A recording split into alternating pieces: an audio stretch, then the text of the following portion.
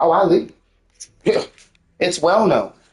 The second you piss me off, I'm leaving.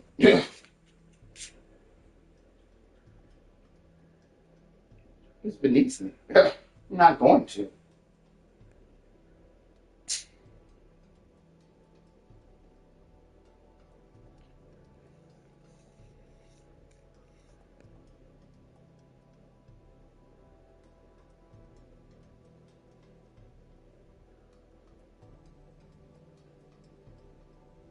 Where are thine accusers? And what did he say before that to those people? Do you know, Miss Catherine? Do you know what he said? What Emmanuel The said? city awaits you, Mum. Do you know?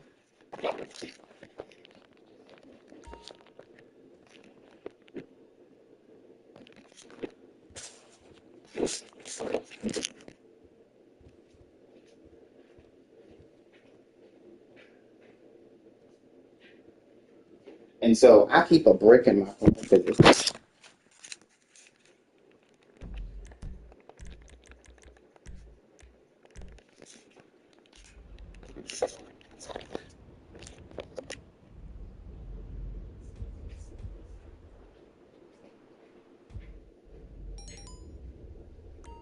they don't have a brick. Ready for a night of frivolity, Mum?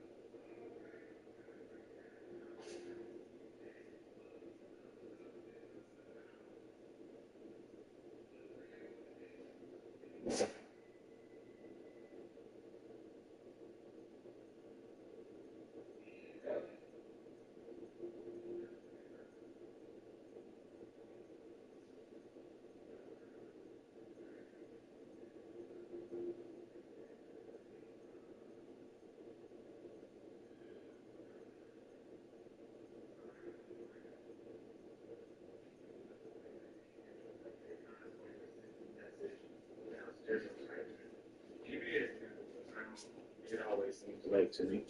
It always seems tired to me. I don't like when I hear go tell that you've been doing it. But it's all for me. So it's fine to hear.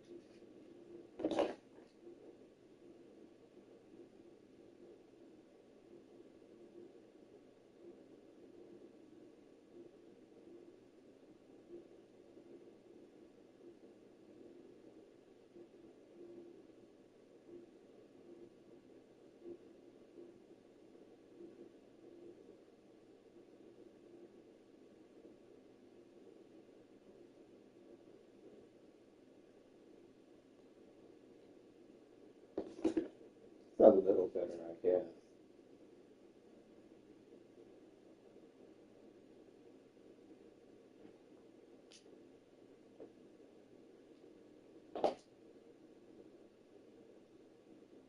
Out so I can pull my phone. You think if I was scared of you in the bathroom, you think I ain't gonna think you gonna beat me up? I mean, pulling out my phone. Bitch, you ain't fucking scared. You not moving like a scared person. You moving like you tough. That's not how a scared person moves.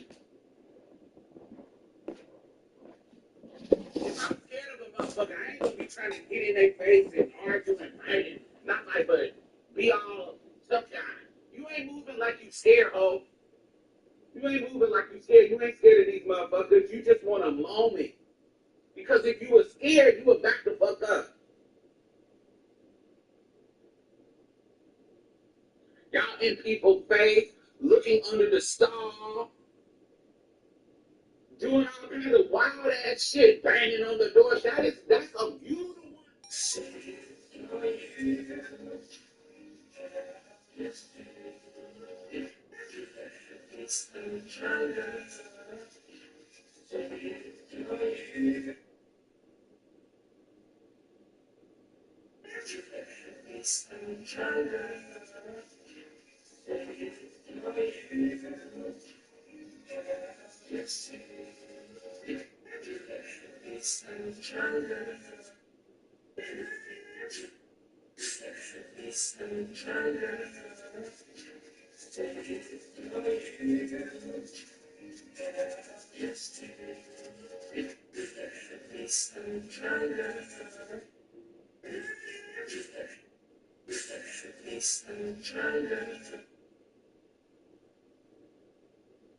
and aggressive. You the one being aggressive to people. You the one that they should be scared of. You're doing the most. You are not moving like a scared person. If you're just now joining us, make sure you thumbs up. You are the person. You are not moving like a scared person. That's not something that in my brain that reads as scary. You're not moving scared. They want to be the next Fox News pundit. Yes, I see that all the time. They just haters and transphobe. I think it's often people trying to assess what type of social power they have in the interactions. So ambiguity causes people to question where they are positioned in this power structure. Come on, carry this thing in. I have a friend who is naturally super androgynous, born a sense man. I've never seen a woman or girl be weird. I've seen him easily go in and out of women's bathroom after getting his business. Amen.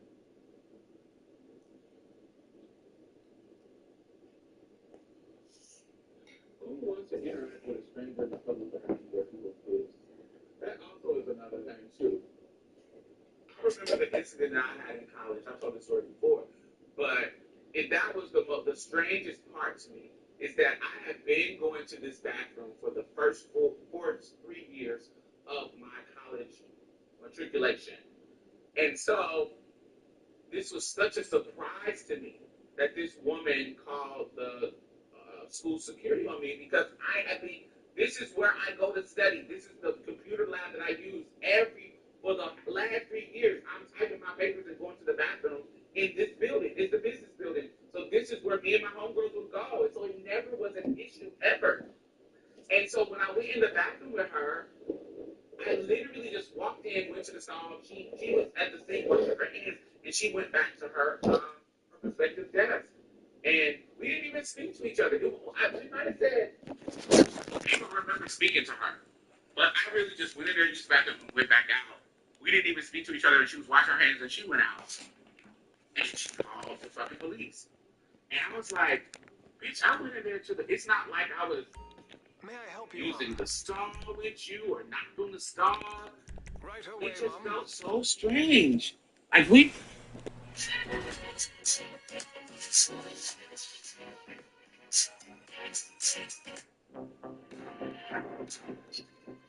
tucked away down a dark corridor, hidden in the shaft of an elevator, leading to the forbidden lands on the outskirts of Langdell, is a room that absolutely brims with intrigue. because it was down this ominous hallway, behind this very door, that some of the darkest secrets in the lands between were concealed. A room with almost certain ties to Melina, and just maybe, where the most infamous conspiracy in the lands between was planned.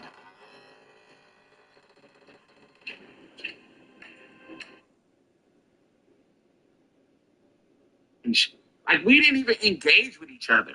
I wasn't hanging out, talking all loud, and I wasn't doing nothing that would feel to me as dangerous. It felt fucking weird. I didn't understand it at all.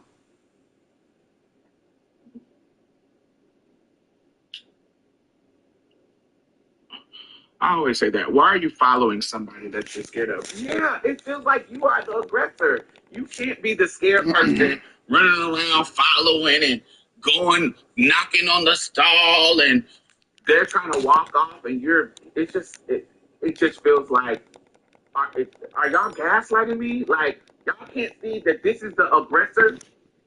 I'm not understanding why you claim that you're scared and this is about safety, but you're following and recording, blah, blah, blah, blah.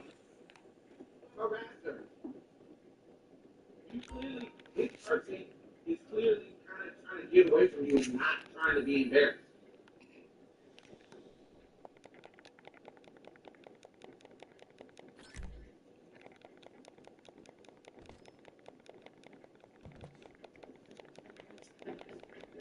I've been looking for you. We're gonna have a good time in here.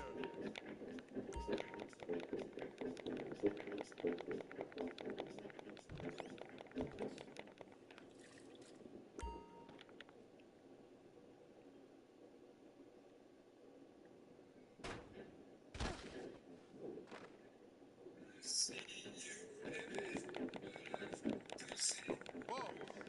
Whoa.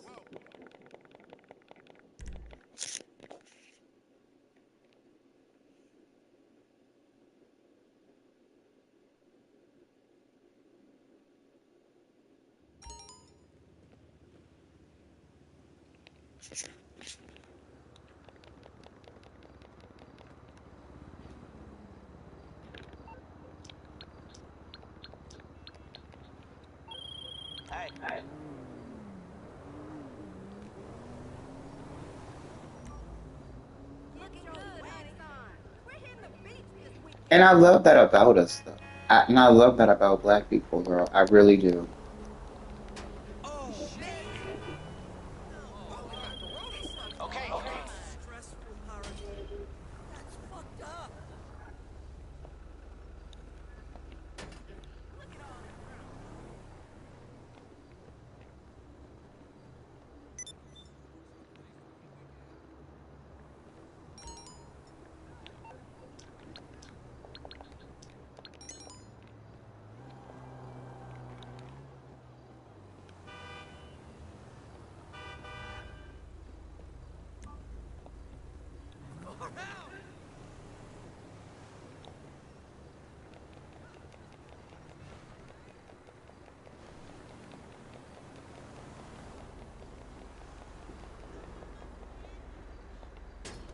¡Pinche idiota!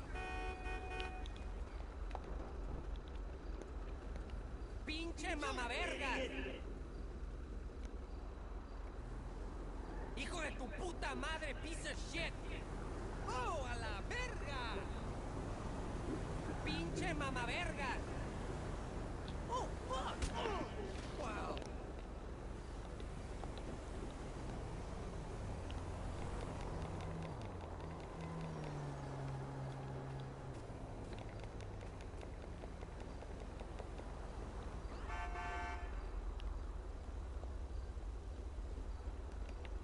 Fucking crazy. Ay, Diosito, hombre.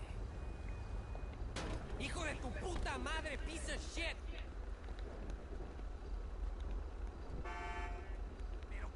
Pinche mamaverga. Wow. I can mess you up real good, you know? What the fuck? Excuse me, I'm late. Me? Can you move? You asshole. Fucking crazy.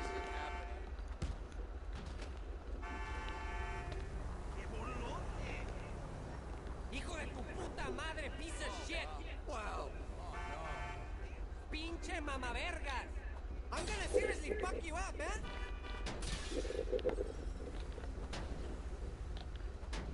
Hijo de tu puta madre, piece of shit! Come on.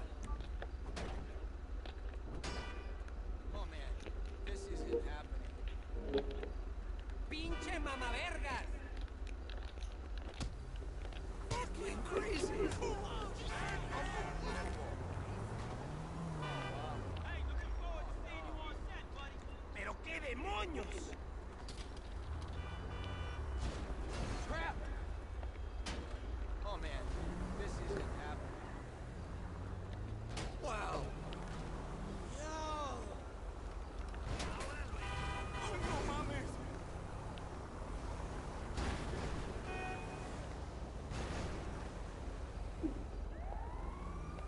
Fucking lame!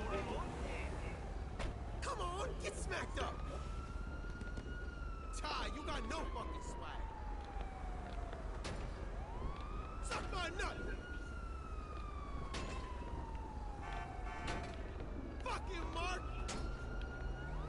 Get out of the way, please! Come on! Tú, pinche pendejo! You don't want dick! Ah! Oh, sweet Jesus! Oh, hell! Oh my fucking god! Crap! Exactly. I was in pilot last week. Let him up on every aisle. Keep on. See if I don't smack you. Sorry, man. Sheesh. Just know that Yes. Black girls rock.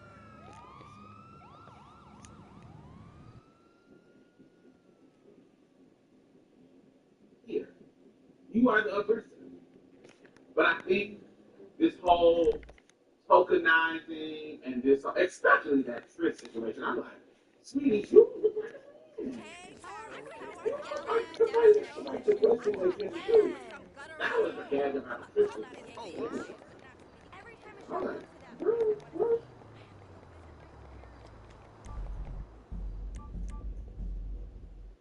but they know they're going to get there on the internet. It can be a cute um, moment of 15 minutes of fame because it's going viral.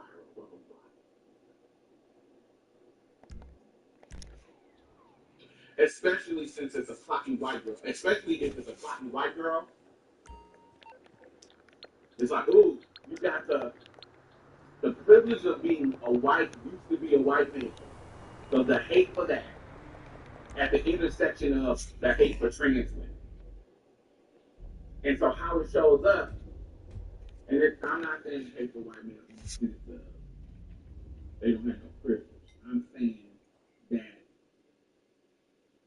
you are a white male that comes with privilege and we know it exists.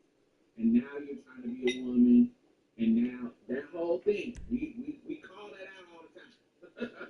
With Caitlyn Jenner, and we know how that comes up. And especially if you're an older trans woman that transition later.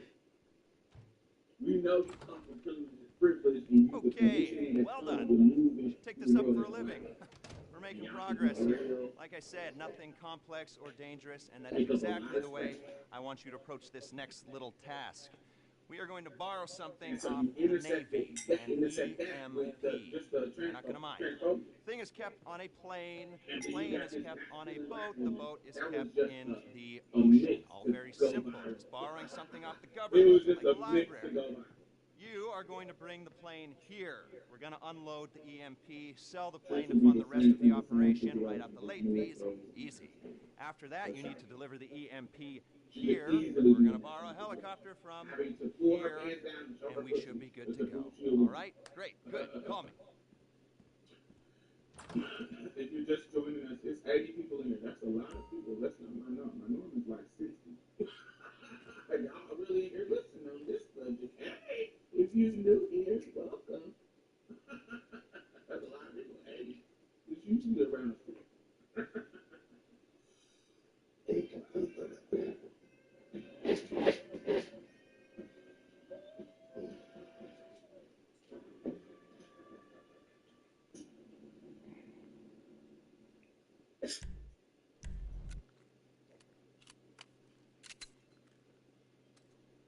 It's you are the aggressor. But I think this whole tokenizing and this, especially that Trish situation, I'm like, sweetie, you look like a man. You look like somebody could question their gender too. That was again about the Trish situation. But anyway, I'm like, girl, what?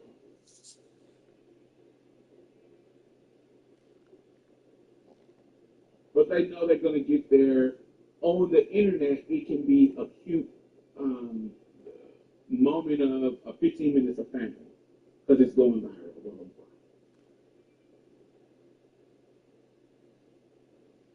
Especially since it's a clocky white girl. Especially if it's a clocky white girl.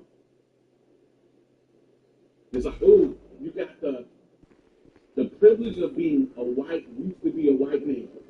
So the hate for that at the intersection of the hate for trans. And so how it shows up, and I'm not saying the hate for white men, they don't have the privilege. I'm saying that you, white male, and you know it. And now you're trying to be a woman, and now that whole thing, we call that out. We're taking the EMP is out at sea, but get over to El Brownlands first. There's a boat there you can use as timber. You know, the conditioning that comes with moving to the world is like. Enjoy this moment of calm before the storm. It won't be an actual storm, according to my weather app, but there'll probably be explosions and waves caused by things crashing into the sea. Hopefully not you, or the plane we're after. Only the bad guys will crash into the sea. It'll be uplifting but dramatic as well, so yeah. Enjoy the calm. It was just a mix of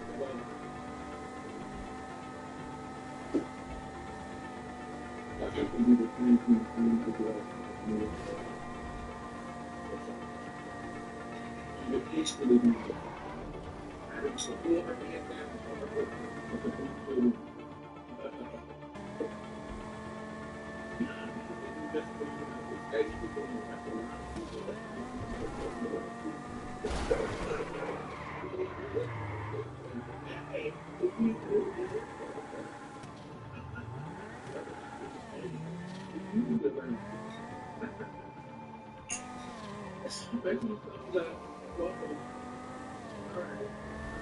Another real world situation. They're coming up on the boat. Everyone on board, head out to sea. Another real world example of trans investigation and how they can weaponizing defamation on a global scale.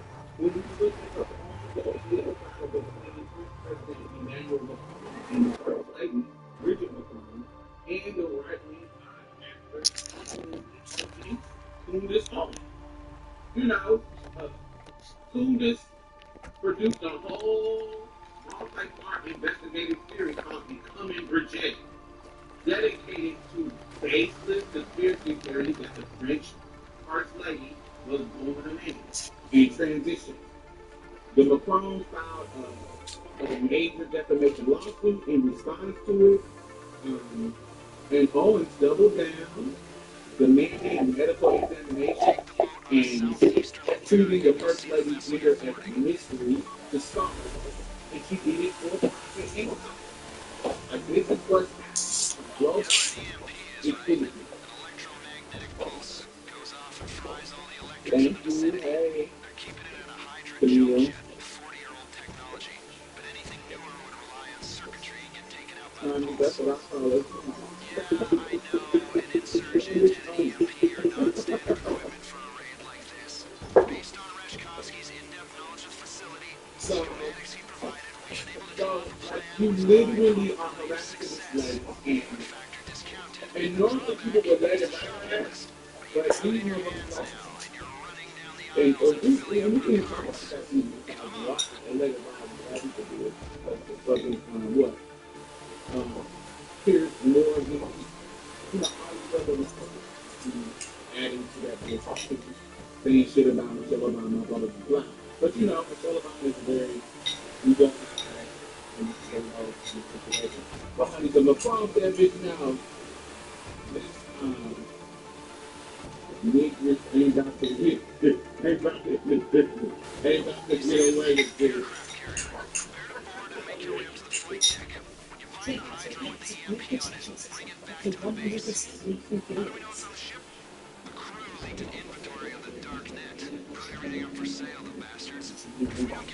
What's on the book at?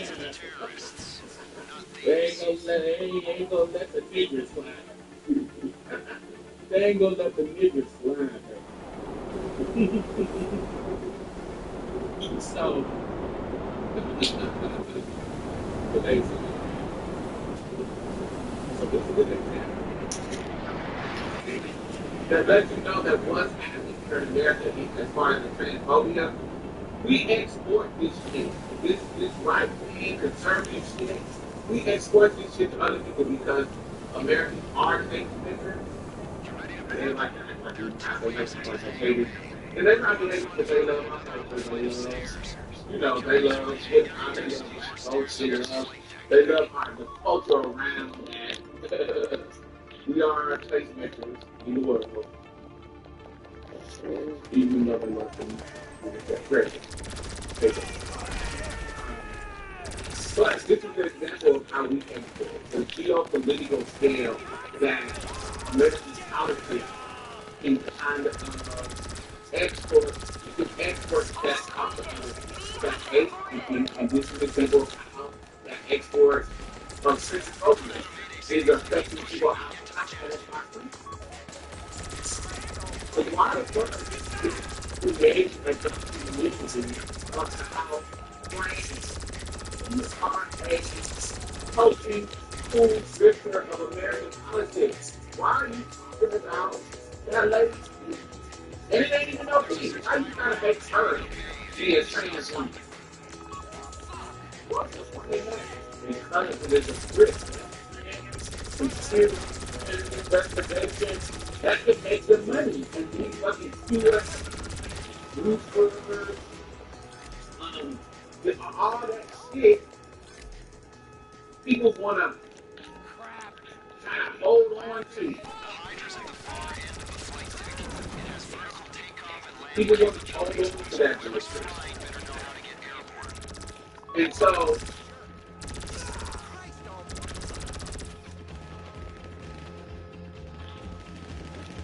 for me, I feel like, what y'all mean?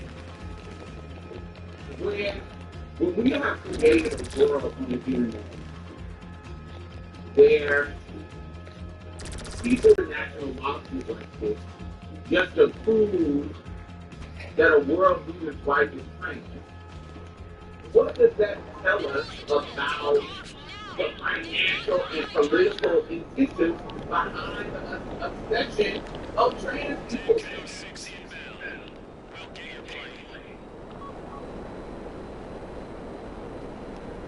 Why is the accusation of a powerful particular woman being trans, why has that become an ultimate tool of local engagement and even like political warfare?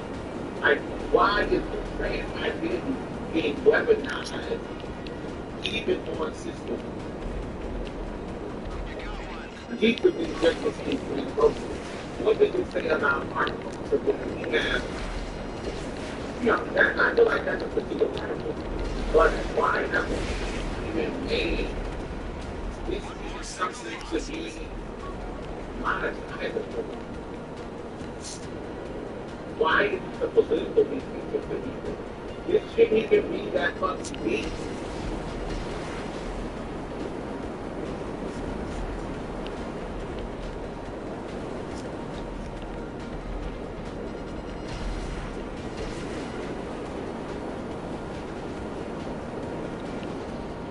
Mother, like you said, put the energy towards the shine there. That's the movie class. Yes.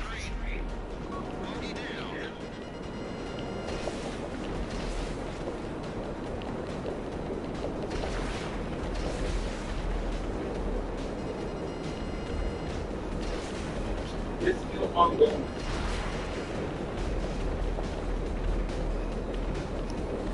But it's still considered mind you, oh, out. It's just hurt. It's paid for the losses that the kids cause. You listen to what they always say.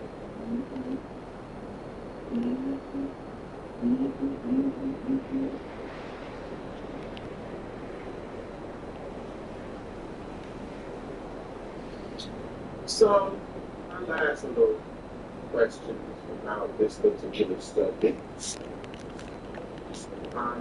remember, I wanted to talk about, self-reflection. It's easy for us to look at other people and what they do. But how are we looking? How are we perpetuating some of these things? Since you guys are with all that work, people going to us looking at identity as a way to discredit people. Wondering and talking said, I just want there is a real story that like you said, this stuff, this ugly or something. Maybe. Somewhere, yes. But at least Snoops and Bubba talking about his friends aren't fine. God, for the year. Maybe you got focused on how y'all arming young girls. And y'all care about the kids. Y'all said y'all care about the kids. That's why y'all stopping with spermatic and stopping trans health care for the kids. Y'all care about the kids, but y'all not caring about the kids being molested. Y'all not caring about the kids being forced to have their molesters baby when they get pregnant at 12 or 10. Y'all care about the kids, but y'all not. What about those scenarios that we actually see? Why are y'all not caring about the kids in that situation? In these situations that is harming people. It's not fair. You can do this. The person running the kitchen with the trick of the devices out there can do it. I need to feel safe. All right? Woman. Scared. Do it.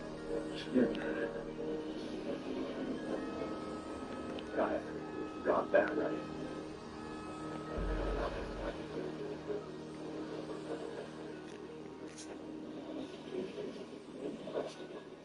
Kids, but y'all don't want parents to be able to get their kids on hormones. Go to work.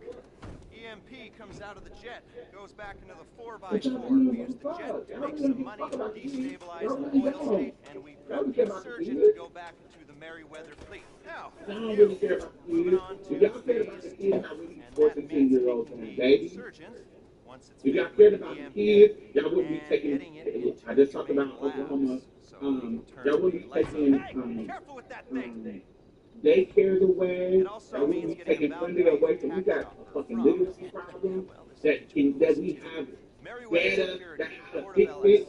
Like we literally have data proving how to raise the literacy rate, and y'all not even doing that shit that you can easily do to raise the education level of people in our country. Y'all trying to make them even more stupid. Dumb. Defunding every fucking program to make our children better. Y'all do not give a fuck about kids. But all of a sudden, we need to protect the children from the left crazies, making them cut off their breath and cut off their penises at 5 years old. Ain't no 5-year-old getting a sex change. You cannot get a sex change before you're 18. You gotta be an adult. Even if your parents are affirming, doctors are not giving sex changes before 18. Shut your damn mouth. You're stupid. You don't give a fuck about kids.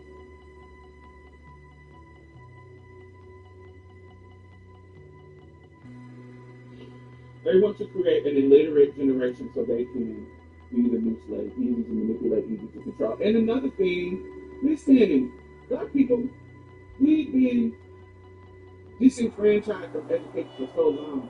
Our children should not be illiterate. There was a time when we didn't have access to good schools and all, and we were teaching our fucking kids. Now, the white people, I don't know what's going on with them. But we've been in this situation before where motherfuckers were trying to give us funding for our schools. And our kids still excel. Why are we not making sure our kids are literate?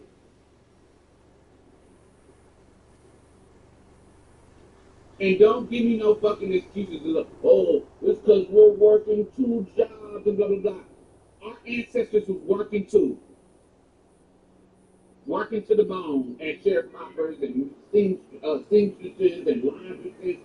The man and the woman in these factories working to the bone to pay bills and share the responsibility of the household. And our kids still fucking learning to read. Why the fuck aren't our kids learning to read? Ain't no fucking excuse for us, in my opinion. We've been in a situation where our schools wasn't being funded, was underfunded, or not enough food. Where we had a tons of people in the classroom at this one school or this one church.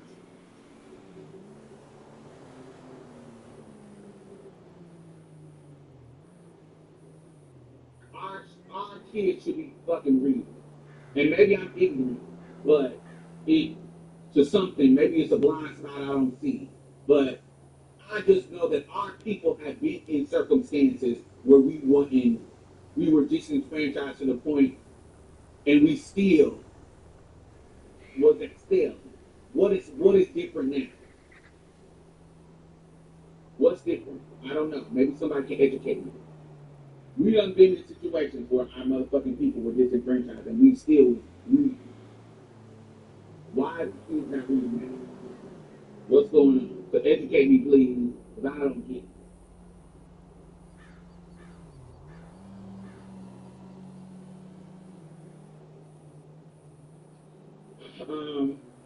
So yes,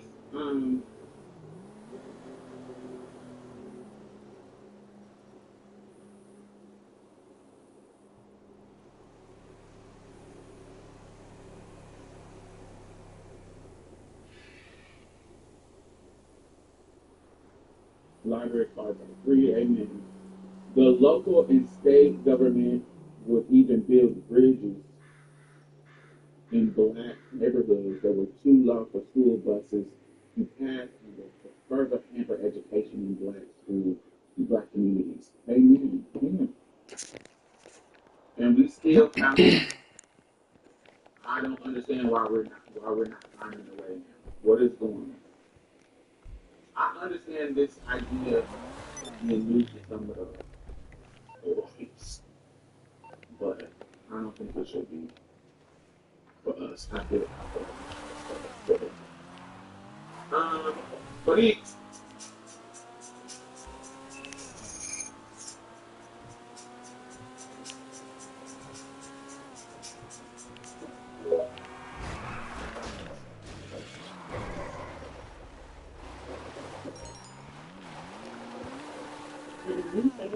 the home relax, rest free, stay in the different phone stay sharp, built in your state, and be clear state.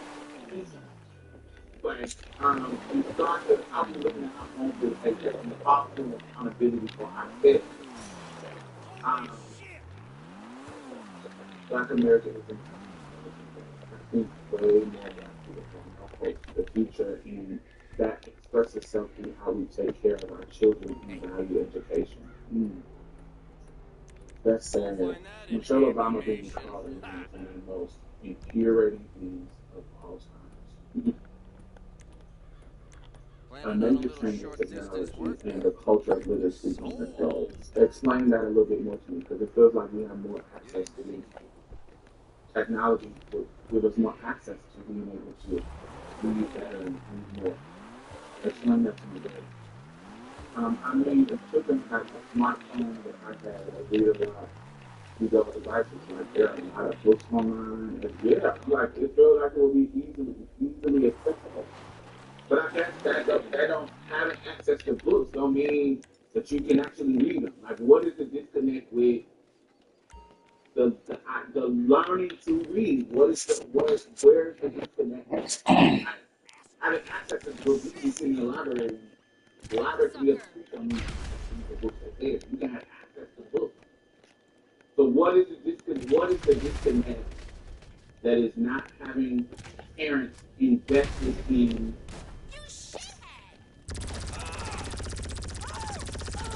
reading, the children reading?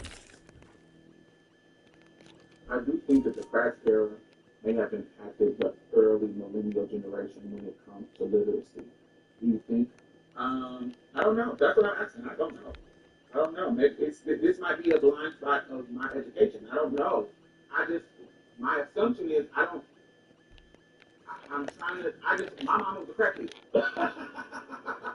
So I remember when I was growing up, she wasn't a crackhead when I was growing up, but I just remember my mama being active in making sure that I did my homework and making sure that, you know, I had access. I remember sitting at a kitchen table and my mother putting Essence and Ebony in front of me and I'm reading it.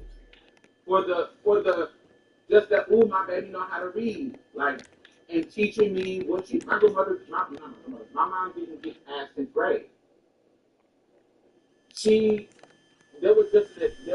was something about the culture at the time that reading was important. I remember the different little things that made me excited about reading. I mean, did they stop giving out the pizzas? We used to get Ponderosa tickets, or in my picture, it was Ponderosa and Pizza Hut. And if we made the honor roll, we would get a free family meal at Ponderosa. We had a restaurant called Ponderosa. If we made the honor roll, we would get that stuff. Is that missing?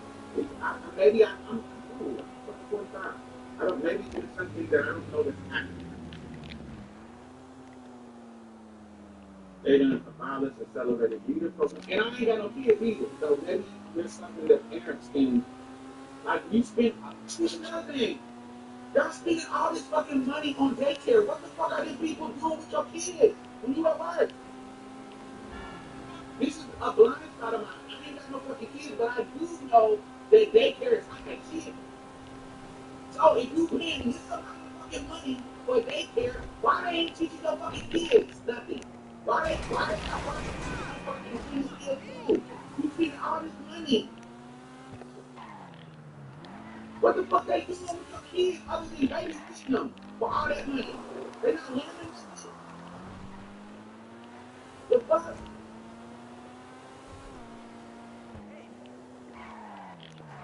My brother got two under 10-year-olds. They're like 8 and 3. And each one of them they spend for each one like $1,500-$1,700 a month. But they care on them. That's more than my fucking rent. They sitting them in front of the iPad and TV. I'm really trying to understand. Why are we not requiring, if we're gonna spend that fucking money, they need to be doing something. What are you waiting for? Life is ephemeral and without much Am I'm admitting that I'm ignorant. Children, I'm ignorant. I'm asking. I believe this is expressing this frustration because I'm trying to understand why. So if you have children, Oh, lame. some of the parents are illiterate. I don't know. Some of the boomer parents were illiterate and their children were born into college and knowing how to read. Some of the silver silent generation were illiterate. Some of them, and their children knew how to read. Their children knew to do and matriculated. I don't think that your parents being illiterate means that you're actually illiterate. Maybe I'm just saying. It goes back to what I said, that we have always been disenfranchised because of racism when it comes to education, and people were still excelling. And especially when you look at black girls. Double down. The brownies 349. Cheese, toasty new sourdough chicken mix with 2 beef patties, grilled onions, cheese truffle, spicy chicken,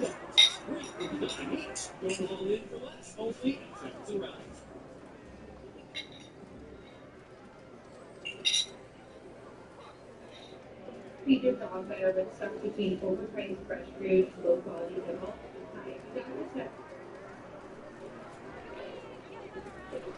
Especially when you look at black girls.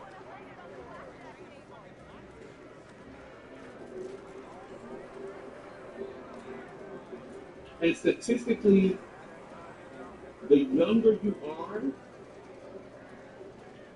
girls are girls are outperforming boys in regards to talent. Did y'all know that? Unlike years, decades past, statistically, when you get younger, talk about millennials, and when you get younger, girls are outperforming boys in talent. That has never happened. When people in their 20s, girls are out-talenting boys. That's never happened in our culture. Something is shifting.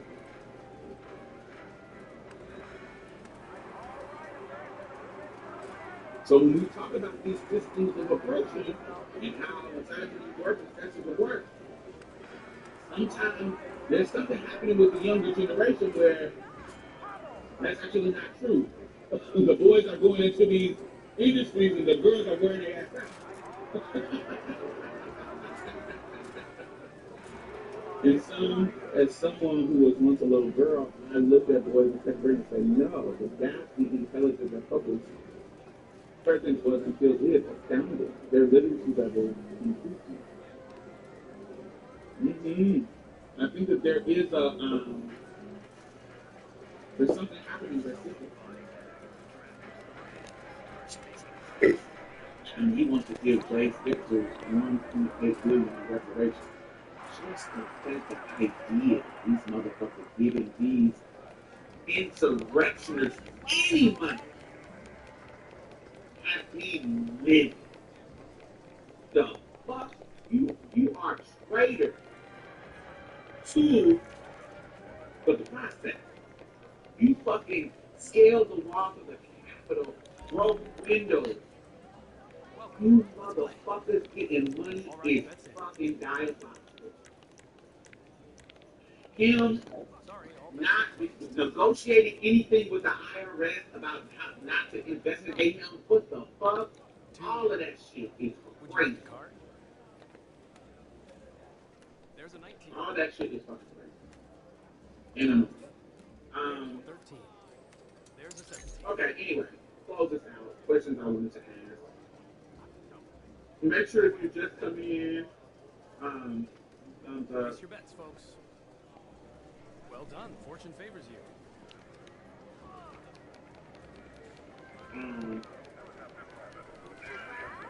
Welcome new people. Enjoy. How you doing? How you feeling? Let's see. All right. So fostering. Oh, that's police. Where's Gumbo? As a community, interrupting the urges to guess or debate someone or continue in the other conversation.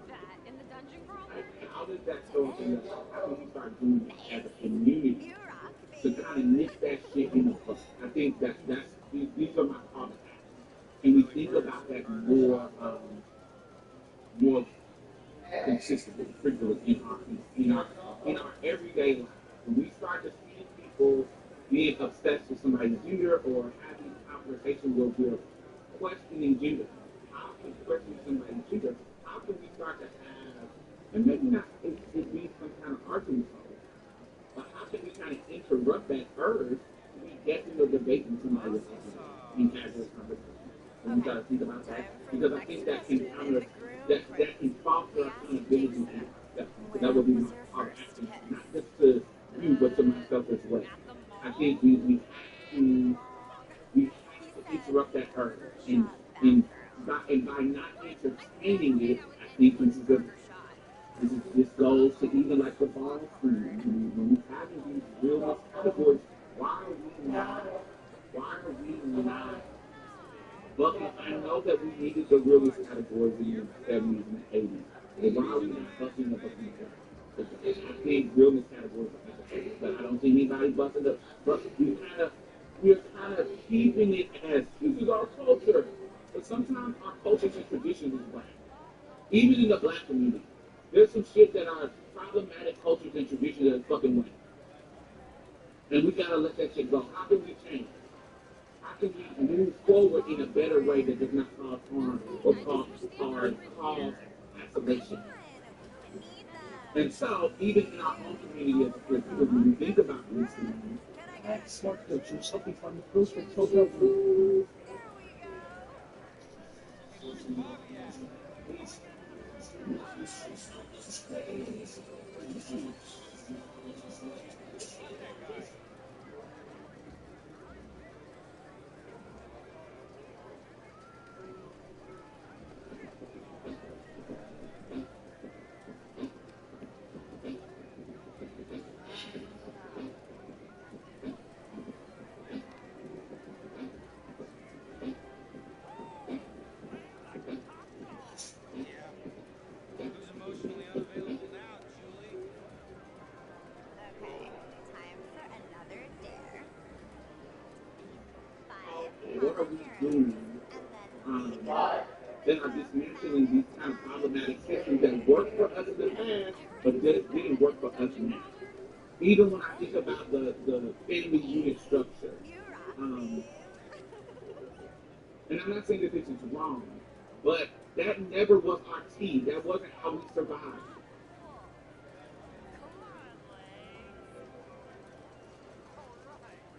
We made it work. There was an equal, um, just as much powerful as a matriarchy in our culture that helped us survive, and we had an extensive mindset around family. We had like cousins, and it wasn't just this is individual our family, the mother, father, but like we had everybody that was our family and cousins and people. That's how we survived and survived what oppression. We learned that you can come up to Chicago and run from the South and stay with somebody that's your play cousin that's not necessarily your fucking blood.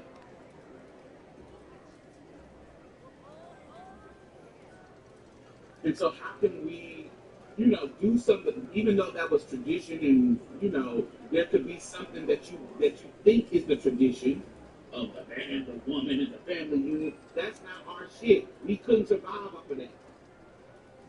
That's some colonial bullshit. And so some shit that we thought is traditional, and I done talked about this before. Black niggas didn't make no fucking money to be the sole breadwinner. Was there some? Yes. But that wasn't the norm. They had to, that's why black women worked. That's why the feminist movement was birthed from us. Y'all want to give it to the white women. Like fucking ignorant dummies. Because we was out in the factory. We was out in the field. We was working with alongside the niggas and they were trying to pay us less. Because we was women. And so we had to combine our money to just survive with the man. It was never the man.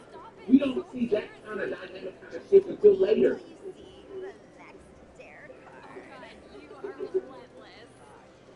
But the ideal that they wanted, black men wanted to be in a position like white men, where they can just take care of their woman and da-da-da-da-da. And some of them were blessed to get to that position later on in the years, in the 80s, and the 70s, and in the 90s, yeah. That was the ideal, but that was a white ideal. That wasn't us. That wasn't from us. Anyway, so yes, but sometimes traditions we gotta throw that shit away. And so, I see that in the ball thing, there's some shit that's problematic, and we gotta bust up against that shit.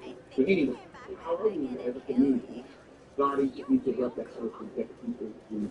We shouldn't be just letting that shit fly. We should be checking motherfuckers. Say, that ain't no fucking business. It ain't that fucking serious. Why are we doing this? What do we lose Another question. What do we lose as a society when we spend more time policing how people look instead of focusing on how we treat each other?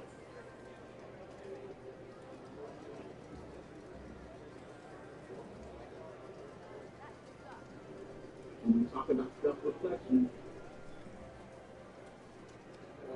we talk about self-reflection, we talk about leadership.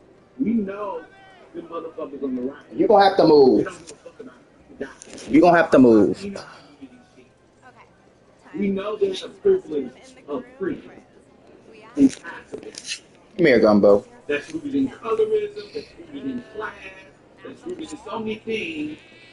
We Wrong. treat He said, Burger trans Shot men who bathroom. pass What? better Never than made the out with ones who don't. anyone in Burger Shot. We treat Uh-oh. trans women who Awkward. pass better in your community. I ain't talking about them other motherfuckers. I'm talking about us.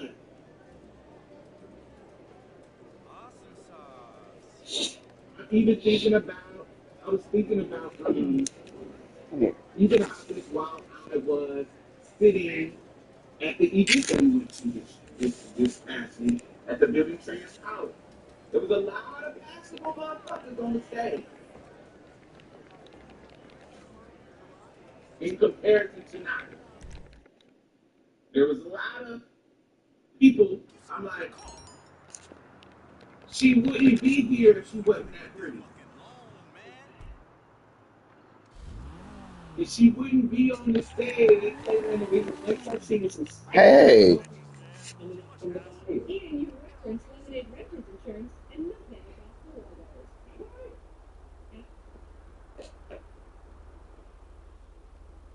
If you weren't sitting like you were.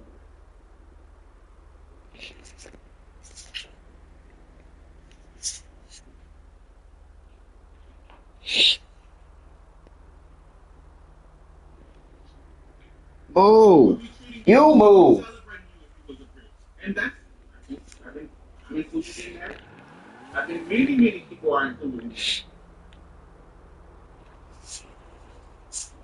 Get away. Name me a trans celebrity that is on some level pretty.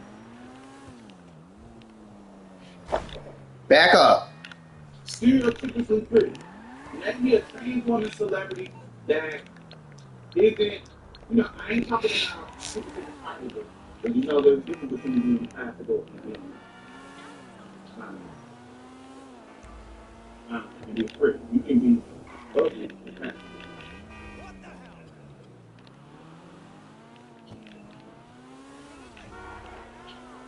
But I can't think of one that isn't at the top of her game, that isn't like a celebrity that ain't got some level of pretty. Even if they're clockable, they still pretty. We don't give bricks. We don't platform bricks. Clock that T. Clock that T.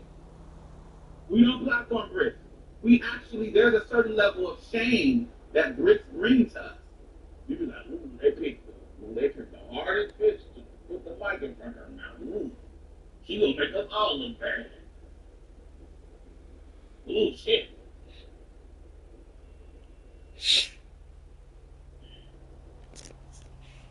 There's a certain level of shame that comes with somebody who doesn't fit the standard, the gender lady. I would find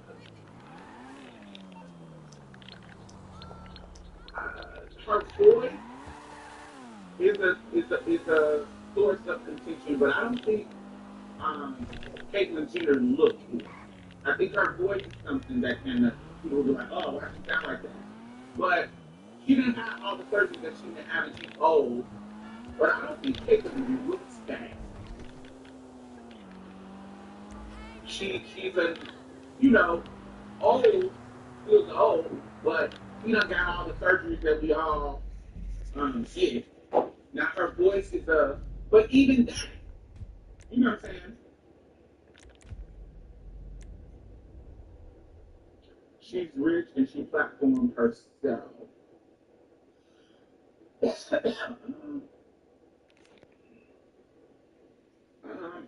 think I don't. What do you mean by she flexed on herself? What does that mean? Explain that. I don't think she flexed on herself. Explain that part, right? I think she counts. I think she still. I don't think Caitlyn is ugly. I don't think I'm ugly in the sense of she has everything done. She's white. I don't consider her passable. I don't think Caitlyn Jenner is passable, but I don't. But I'm talking about somebody. I don't think her look is unattractive or falls so out of the line that I feel like Caitlyn Jenner looks like fucking Janice Dickinson. If I'm to be honest. And Janice Dickinson used to be a model. She looks like an old ass model now. Is she aging well? No. But she looks like Janice Dickinson. She ain't ugly. She regular white. Is she aging bad? Sure, but she's in her fucking 70s. And she white. I mean, every something-year-old white woman look great. That's aging good. But I'm talking about her, I don't think she doesn't fit that thing.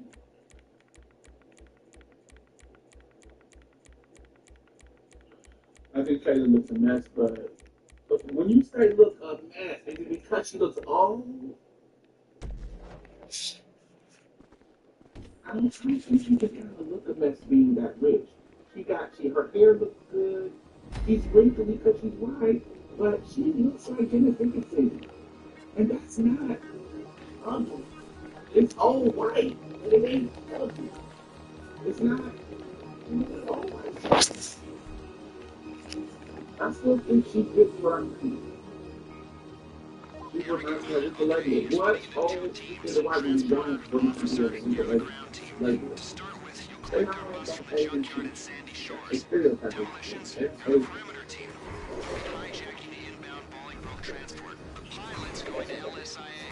But her claim to fame hasn't been established. Yes, her claim to fame, she didn't start off slow. Yeah. I think what makes Caitlyn Caitlyn is her history in the juxtaposition of that. This is a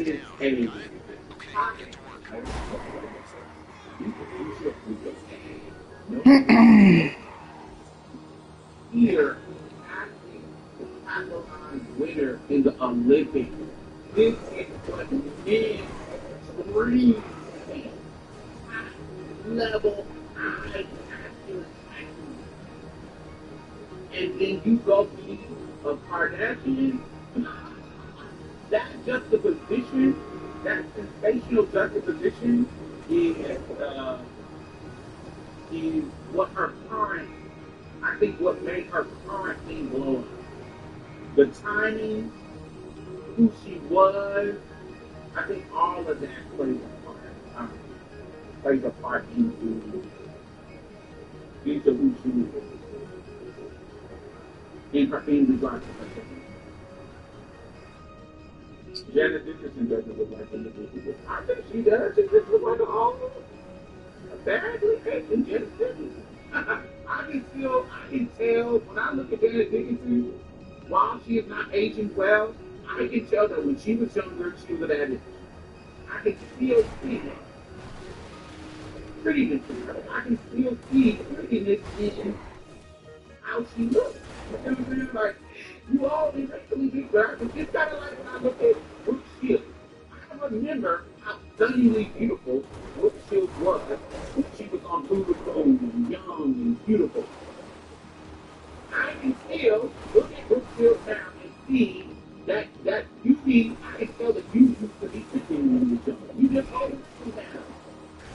And I can tell if Bruce Van Kitchen, when they were young, they would have been the typical free white family. They wouldn't have been different.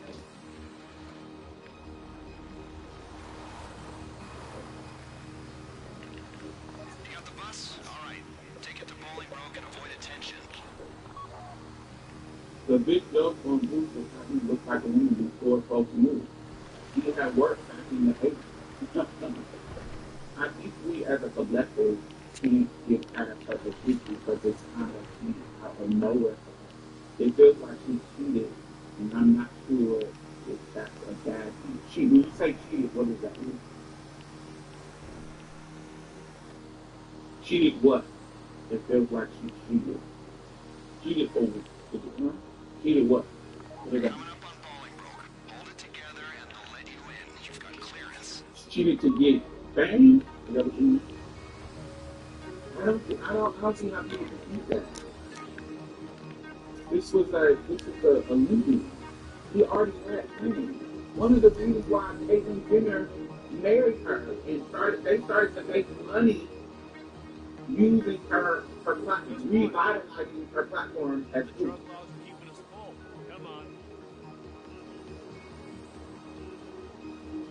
Caitlyn Jenner is food probably.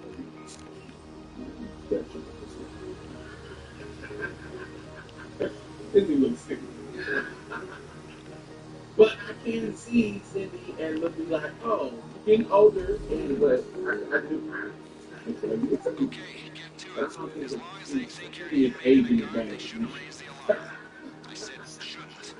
don't think Cindy is aging. She thought she was arguing with me. I thought she was getting more than her wife. I think behind the scenes, a lot of them that this didn't come out the blue for me. This came out the blue for the public because, you know, she was Bruce at the time and they didn't want to ruin that money. Cindy still got to do it. Cindy still got to do it. Cindy is, you know, Christian Thurston. Like, I've been seeing Christian Thurston, that Thurston do stuff, and I'm starting to see the lines in the window from Christian, but she's still sick. They don't look like the youngest one. But even this conversation we're having, there's some misogyny in it.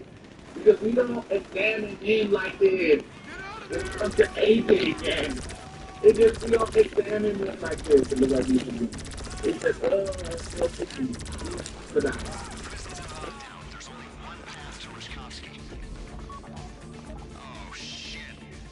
I think that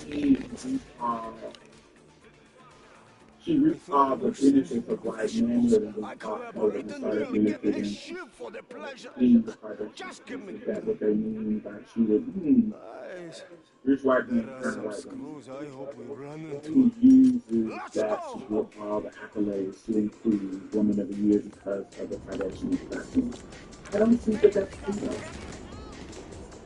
Not in that particular case of the woman. I think there's actually, yeah, I do think that we feel some kind of but I think that woman of the year, first of all, this is the thing about that situation. There wasn't just one woman of the year. The glamour people, it wasn't just one. It's multiple people who win that award in that same year. So she wasn't the only woman who won Woman of the Year.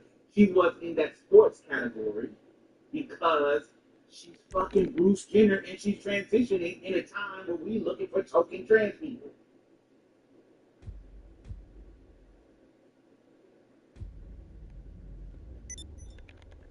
You see what I'm saying? So just the fact that you are an Olympian, that is gonna make you. It ain't about you being. If she never was a part of Kardashian, Bruce Jenner being transitioning to be Caitlyn, even if she wasn't connected to Kardashian at all, would have been a sensational topic. We're talking about an Olympian transitioning.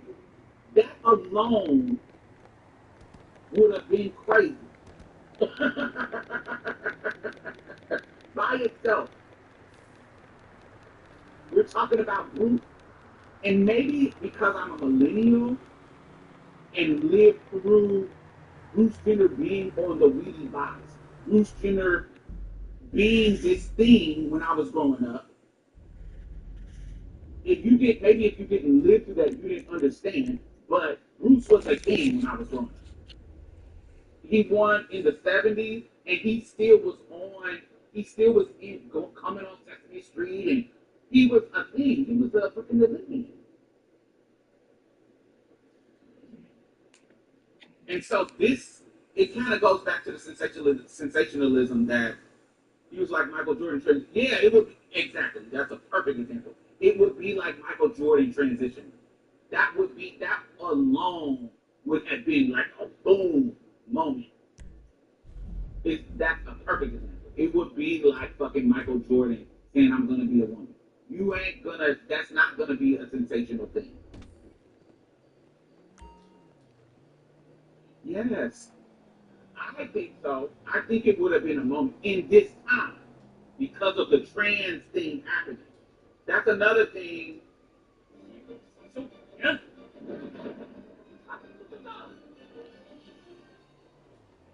I think because of the trans thing being like a big thing, I don't think it would have. I don't think it would not have been a sensational thing with Bruce. I just don't think. I don't think it would have been a sensational thing. I don't think it would have not been a sensational thing. I think it would have been a boom just because. Just because it's Bruce fucking Jenner.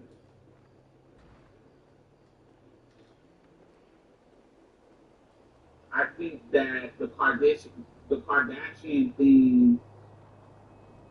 I think I wouldn't be so stupid to think that it didn't play a part, but I can't imagine it not being a thing just because. I think you already had you had another media platform for them to talk about. The media was waiting for people to become famous for decades. It definitely was a build up because we started hearing rumors and shit early on.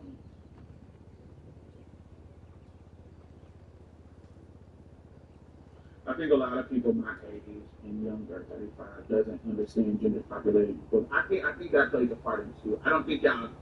It was what they just said is a perfect example. It would be like Michael Jordan, and somebody 35 and under would know Michael Jordan was. I want to be like Mike. He was a thing in the 90s. The obsession with Michael Jordan, sports wise, it would be like Michael Jordan transition. That is a perfect example. I don't think it mattered if or Steph Curry, for example, or LeBron transitioning. I don't think it would have mattered if they were connected to the Kardashians or not. These fucking sports juggernaut, transitioning would have been like it would have been all of them up in Kardashian or not. And Bruce was that sports person. It would be so like Magic Johnson because I think Magic Johnson was around the same time too. I can Kareem. What is it? What? Wherever, but Kareem was the Kareem Abdul-Jabbar. I don't know. But it was crazy for Dennis Rodman. Oh, God. Yes, when he was fucking dressing in drag, not transitioning, but dressing in drag. Yeah, it would be like one of the old kids, Magic Johnson. I'm trying to think of people in that 70s, 80s era. Yeah. Why do you think there's such a fear fixation? That's what this whole conversation has been about. Questioning that and examining that. I'm about to start the live over again. And my last question. Oh, that was. Oh, yeah, that was my last question. Yeah. So that is my thoughts on the obsession. We examined a lot of stuff. I think that if you're just now joining us, make sure you thumbs up. I think that we have covered all the things I wanted to cover. But I do want us to start checking when people are obsessed with people's gender in that kind of way because I think us being complacent about it, silent, does not normalize making people think how this is none of your fucking business. It really is not. It's none of your fucking business whether or not I was born male, female, blah, blah, blah. It's none of your fucking business. If you're not sleeping with me, why do you care? Mind your fucking business. Alright, we have about what y'all want to talk about now for these last few minutes. What's hot in these streets? Make strong eye contact. Do something, child.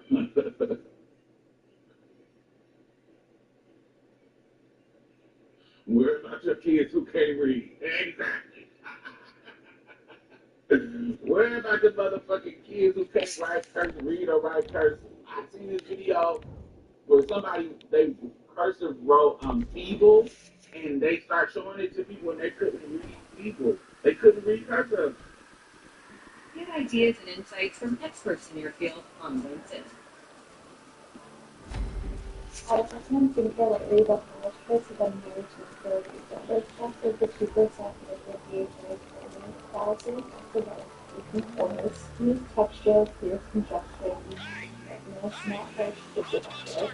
Excited research the target text. And they really wasn't reading. I was like, it's kind of sad. I was like, what? It's crazy.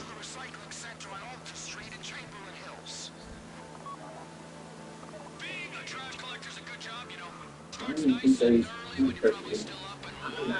I'm not as concerned about commercials anymore, but I'm not with people obsessed with reading the secret parts of me. Other people are. I think that I do things.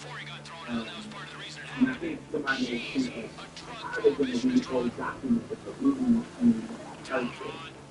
Now, there's other documents. It's really easy to read. There's other documents written. But I'm particular. Some shit is rather than just all of me. But, yeah, I'm not a total speaker on it. I'm not against it. I'm not for it. With something. They ignore I read. Where is your walk? They read open. I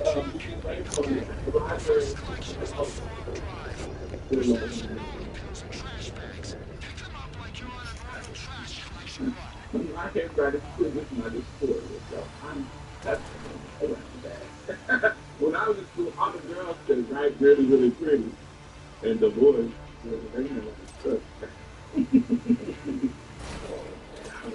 one of the boys. The girls had so pretty. I could write in cursive, but it wasn't pretty. It was black. It was pretty. It's not writing. If they gonna call me a man, if they read my essay.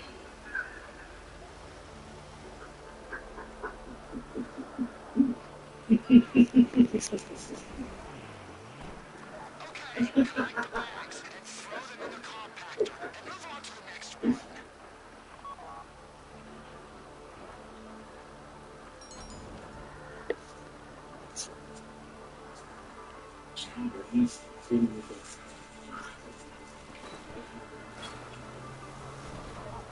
Yeah. And you see the video of asking to read a sentence or explain what it meant. Most couldn't do it either. I think only one to do both. So, what?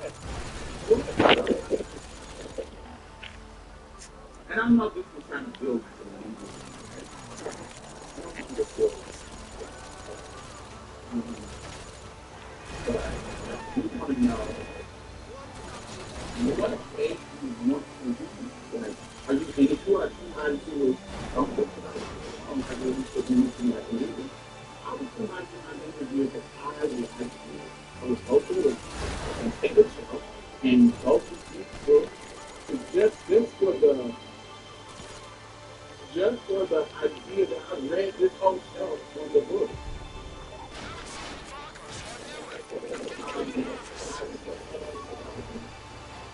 I remember reading the box. Now, this is like second grade. So I'm just trying to think of my years growing up as far as what were important moments for me. I remember just the idea of these homeless boy and girl, two boys, two girls living in a house, and they're helping each other. Just that whole series was something important to me. I don't know why, but yeah, it was important to me. I remember Matilda was an important book. I remember the Bible. Reading the Bible and having stand up the church Sunday school teachers and being able to read that. I heard this too. One of the reasons why the kids ain't getting on board is because they not in church anymore. And you can have to be in Sunday school. Now, I don't like church like that. This is not me wanting to get the kids back in church because I think church for the But I would love spaces that we create for ourselves, community spaces that really focus in on that kind of, that still gives that kind of privacy moment where I remember being in church.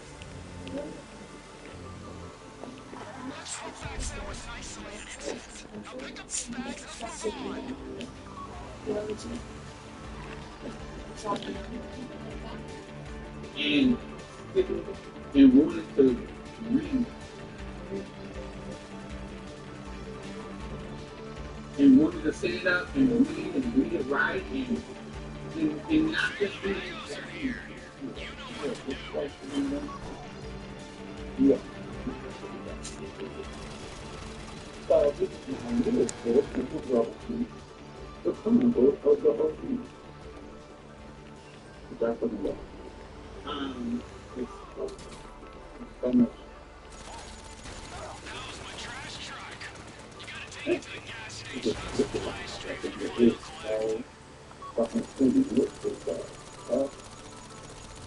It's so much artwork that is just sticking.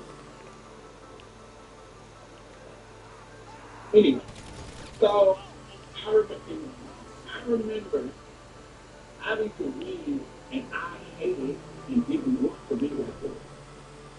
Emotional drive, such things, heartbroken and delusion, Shango exiled over the palace, severing their connection and leaving her with the consequences of reading like that annoyed. What I was taught in my interview is that you read through and you kind of when I read Shango exiled over from the palace. The connection and the consequences of her. I like the big dynamic. Like when I was a kid, that was my that was my genetic plot. I wanted to be like I'm from the boss person.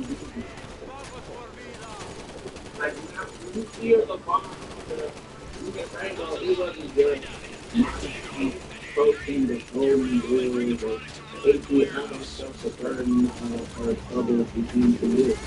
I'm teaching a place for such your role as a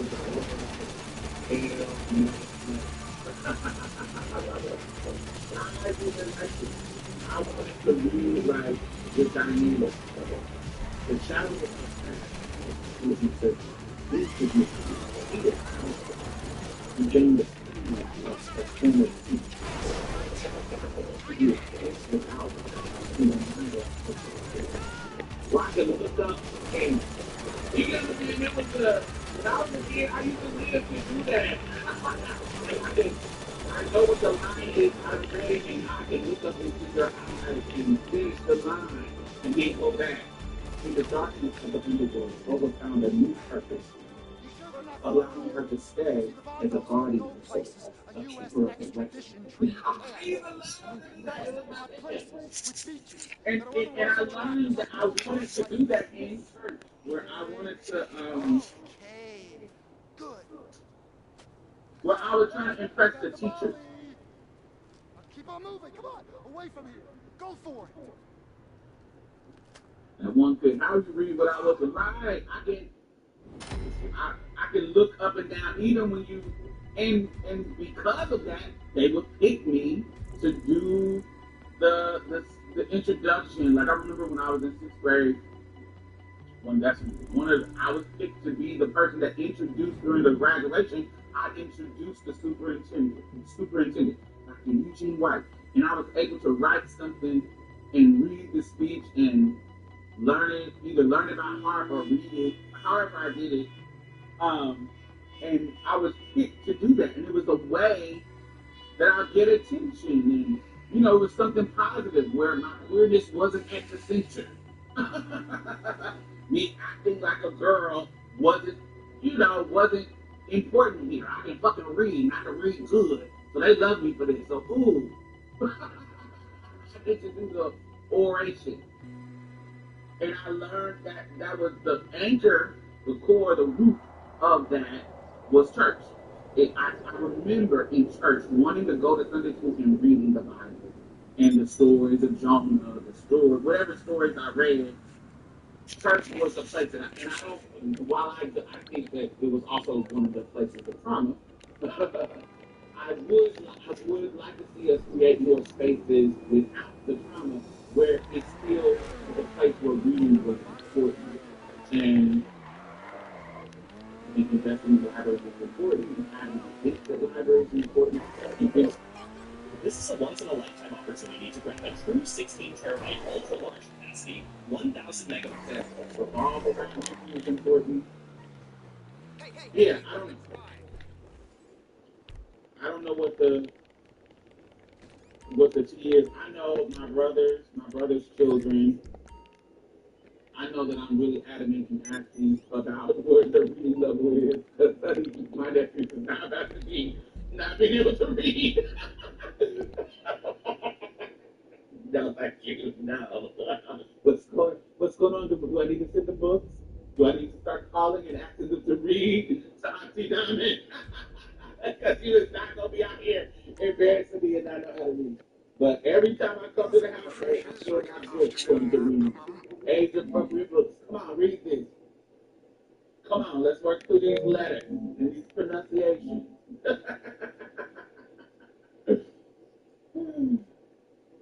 A third space to foster.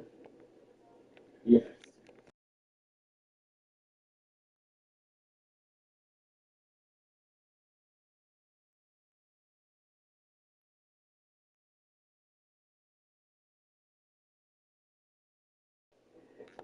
I think my queerness, I don't think I was naturally, I don't think I was an extrovert, but I don't think I was, my queerness and people, I know. Me talking, when I was growing up as a kid, 5, 6, 7, when I started, because I was in the kindergarten at 5, when I started speaking in public, like in school, not at home. So I didn't start getting bullied until I started going to school, of course, because we interacting with other kids. But it was my voice that they would say, "Why you talk like a girl?"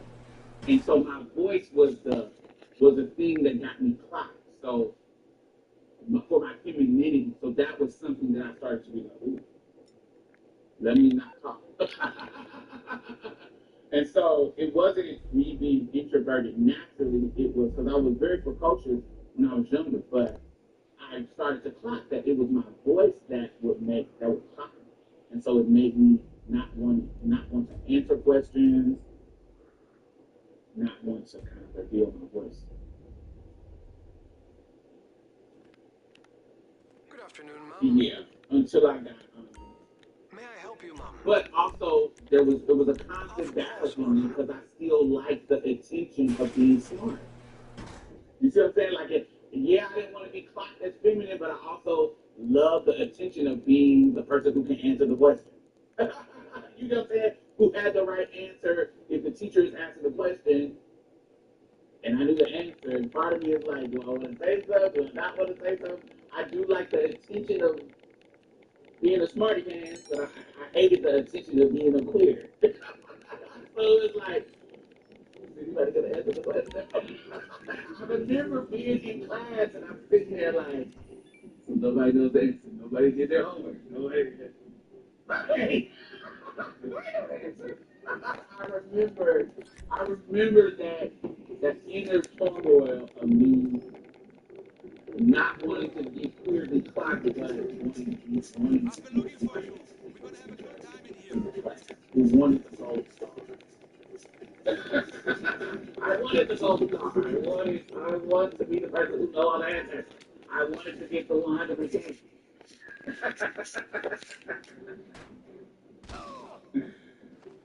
Teacher started passing over you. Yes, because you always the one answering yes. And I hated that. That's what the fuck out of you, but it's needed to hear to see their frustration of having to come to you because nobody else did their homework or nobody else has an answer.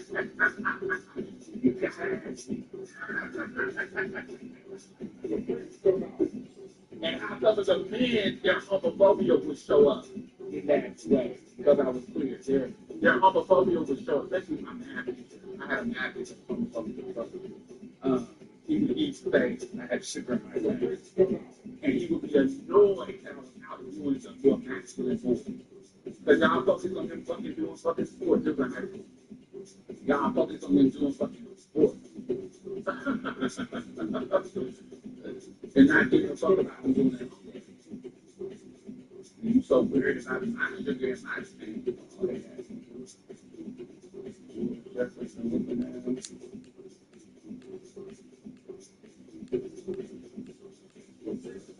So, yeah, I used to be, there definitely was a tension between wanting to be a smart person and wanting to not to be smart. And it wasn't so let's give Mr. Roberts up for a chance. Yeah, Mr. Roberts, you're done. You can dribble a basketball, though. You can throw a football. And little Mr. Roberts didn't know the answer. Ask me, all right, you still got to come back in. There'll be one other girl. It'll be another black girl who was a nerd too, who would have the answer to. And we are living. And I remember this girl named Miss. I love her name because I didn't know it was a black girl's name. It was a lot of white girls, but it was a black girl named Miss. And I was exclusive. Me and Missy would love to be, when they group us together, we would get alive. Because we were the party pants, baby. But we would hate it when they would put us with other people. They would put us with other people, we'd be like,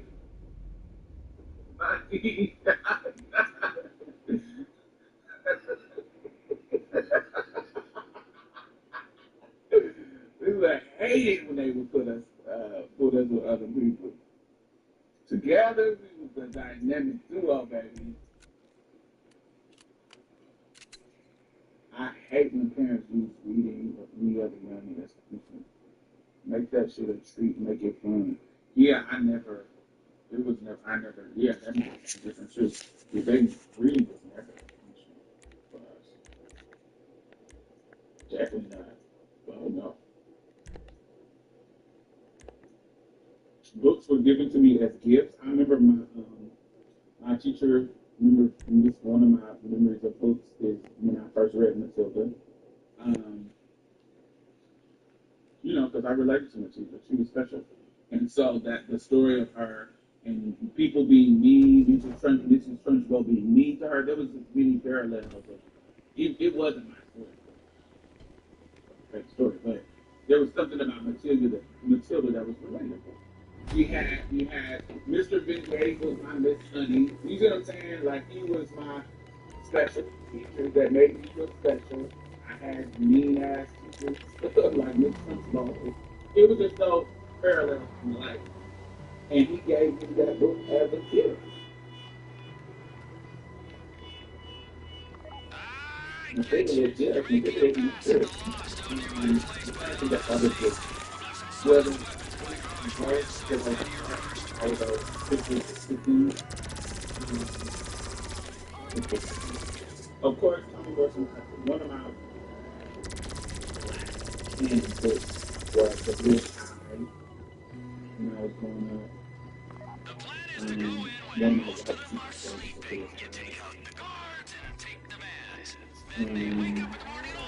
teachers that was just a lot of my sessions with Morrison. Even though it was going to be super better and gave it to a few of them. It was a Tommy Morrison book with the blue and black. Oh. Lord of the Flies wasn't a book that we read. Lord of the Flies was a movie that they showed us. They pulled, when they rolled the TV, and that was one of the movies. We had to do an essay. That was kind of more memories around. I have more memories around.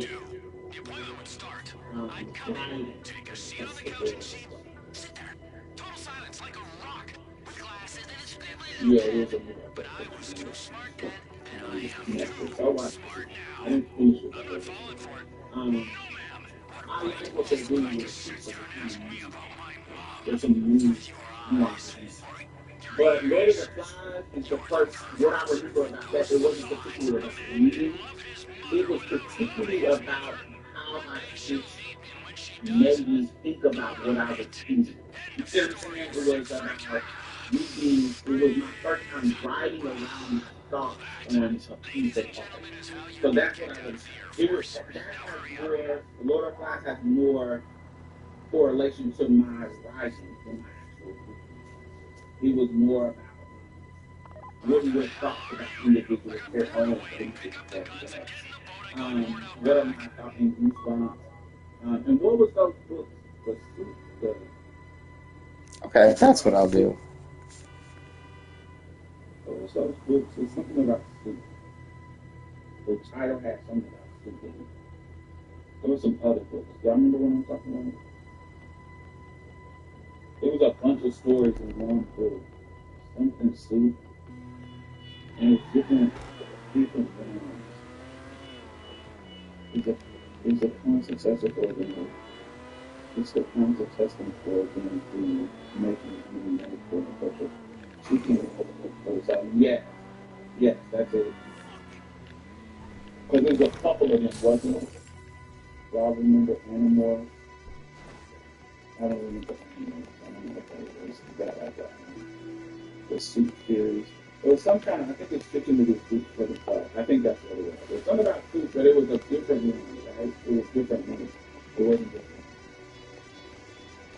I don't think I said that. I don't know why I'm thinking cartoon with that, but I'm done that. But I don't think I got into animals. I got into the babysitter stuff and Funky Teacher was a bit. I don't remember. I remember that. I don't think that's books that I really love. Definitely really. What was the one about that was kind of like a mystery book? The Africa Christmas. What's the word for Christmas? I think it was Africa Christmas. Yes, I think that was the series.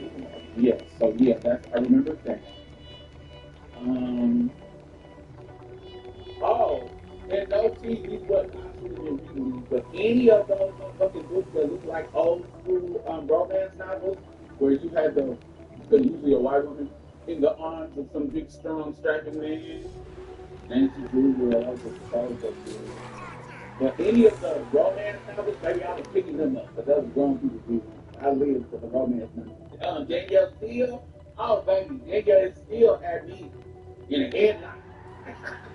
Once I got to learning that this is wrong, people, Danielle still had me. Oh yeah, let me see some Danielle still covered. All the stuff is all passionate all the time. Danielle still good coverage.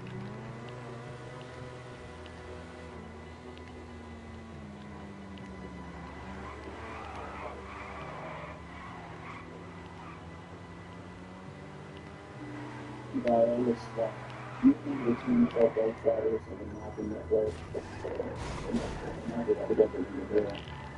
Essentially, I would just point it out and someone said this because I remember that. Oh, and don't get me started on South Football. Um,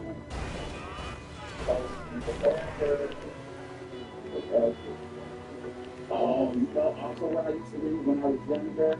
Donald Gomes, wrong people stuff, but Donald Gomes was really, really good. He got a book called Fortune. These wrong people stuff, I really used to read. What was his other titles? It was one, Donald Gomes, definitely, yes. Fortune, another one, wasn't it about books about people or groups? We have a character named you read Terry Gilliam, right? I could read Elon Harris, Eric Ron, Disney. Oh, Giannis. Ooh, I used to be automatically turned on Giannis. Remember that one where that man in the prison made him such a thing? Ooh, I was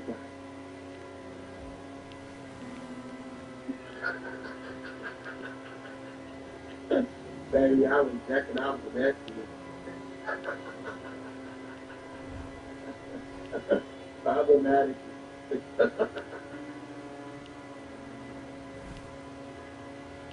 I'm not going to B-boy to it's not. That's a dog.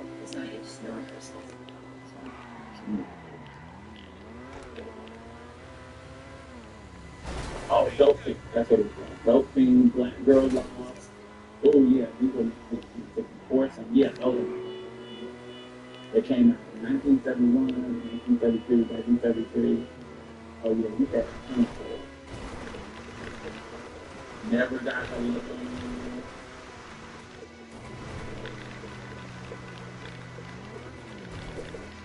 Daddy Key. Kenya Last 15, Swampman. Oh, these were good. Black Man Justice, Black Man 3. Ooh, good. You gotta have the Harvest.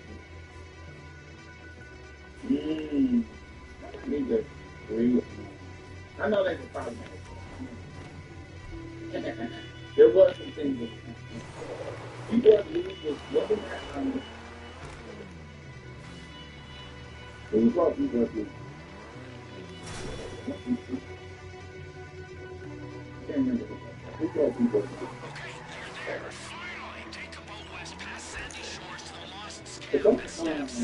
There was about a book. Oh, well, of course there was. Those books about a book and about good. That has that something similar to that. To be honest, somebody got this. I think that was another thing that they didn't have. It's got people going to take business. It definitely is. It definitely is. Certain books, Daniel Steele, anything that has to do with Christmas. I had to get them. This was, I couldn't get this book.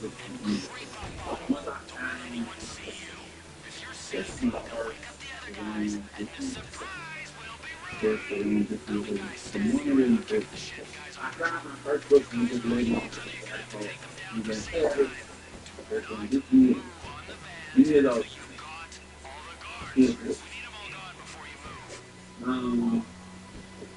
You feminist books were going to be um, Bellhood, Sister Outside, of course, Ivy Lord, um, of course, Michael Walker. Any of those classics, I was watching them in the first thing we read that early on, and people, that it was still like heavy, but I look for it with my because I was, I had southern friends, so it was easy for me to follow along with this southern vibe. Because it just sounds like, oh, there's something like people that I know. My country's been, great friends. Great. They talk like them. He was like, I think we just have people to even care. It is definitely very, very important. Yeah, it just was, even like our classic black magazines. When I was a kid, I loved just practicing reading with a J magazine. I love practicing reading with a Heaven. I love practicing reading with a Essence. I love using those things to practice reading. I just see it. B-Boy vibes. I remember Man Child being promised for so long, but I loved it. Oh, and Steve, one of my favorite authors is Toni Morrison, but second to her is Stephen King. I love Stephen King. Like Stephen King is one of my top tier authors. I love it. Me reading the unedited things, me reading, he has one that's set more like in medieval times, like Game of Thrones, Eye of the Dragon. That was kind of like that. That's one thing about everybody knows Stephen King for his horror and scary stuff, but he has done other types of genres that is amazing. And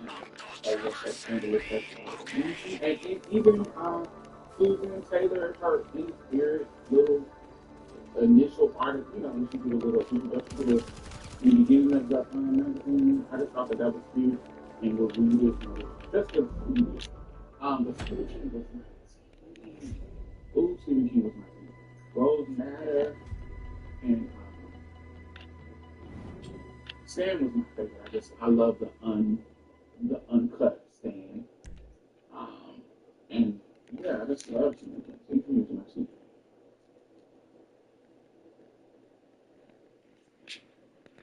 Another thing that made me such a sister girl as a child. Heavy chat interviews. Did you ever read Gloria and Mother? Not that I remember. Especially if they were to me. Why do I know Judy Blume? That sounds familiar.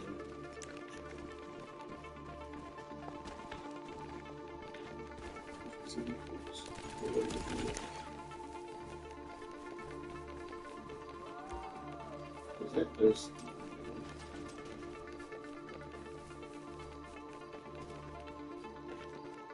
Oh, the Women Prepare. Yeah, I read the Women Prepare. Yes. Yeah, I read that.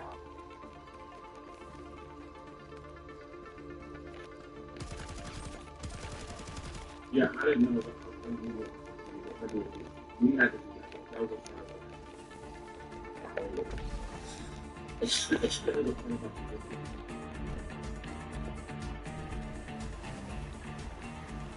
And even though, like, good birds and new old classics, Moby Dick, I don't know the old classics, the Beatles, Huckleberry Finn.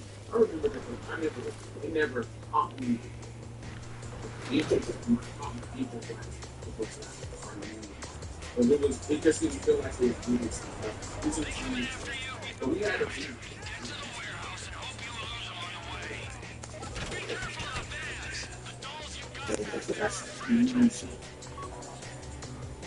Like the low-key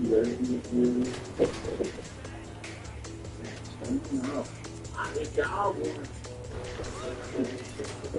there is a book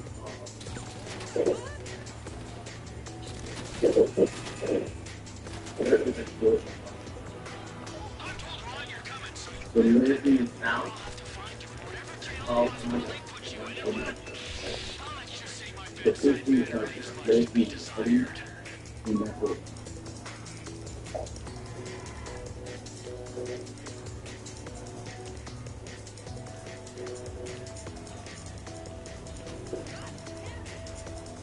This book right here, The Lesbian South, Southern Feminist of Women and queer matter citizens. Queer literary ties in this book right here. It's so fucking good. He just gave you, because they were really inclusive about all the stories that people told, all the lesbian, just how lesbian rights impacted other genres that became popular. It's so good.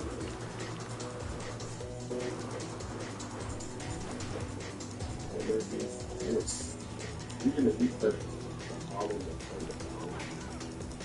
there, with a musical part.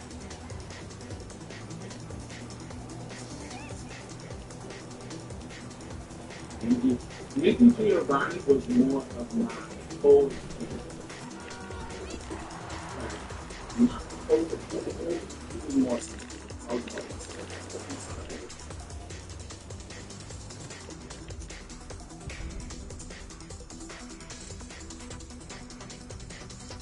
Yeah, my first Oh, off the bone. kind of, audition for plays. That's when I really got into Ronnie, Gumball,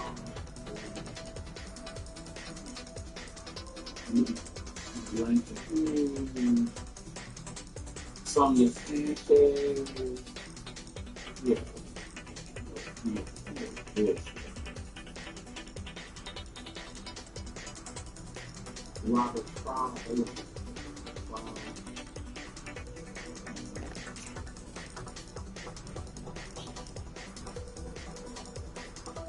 Of course, what is this? Robert the Post. So you feel Clifton.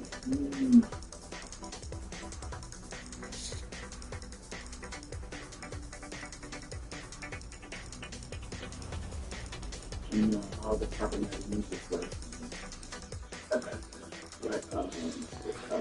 Jill, Henry, Scott.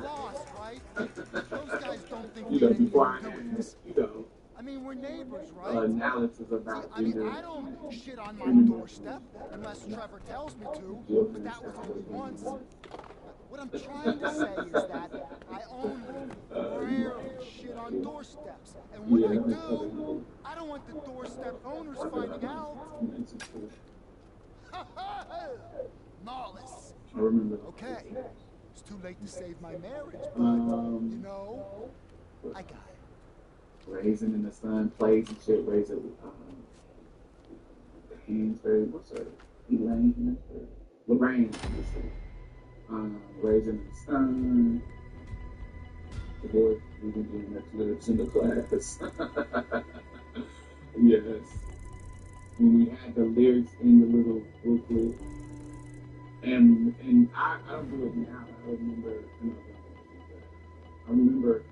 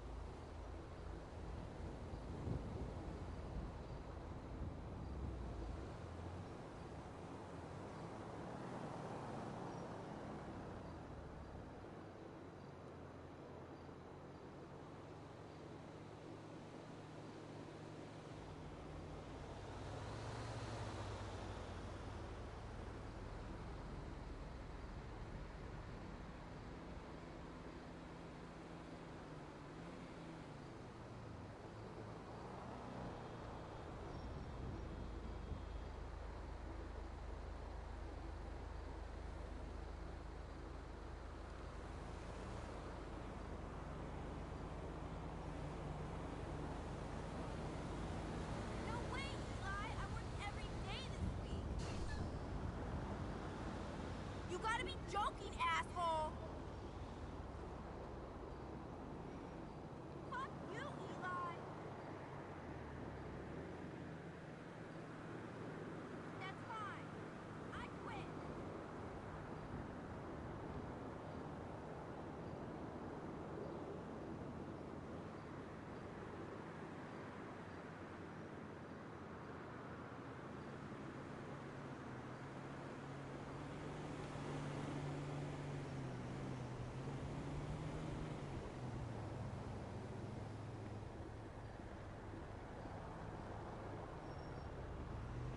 Hello? Oh, ¿qué tal? I'm like fucking stressed out right now. I'm trying to get a job at Glory Hole.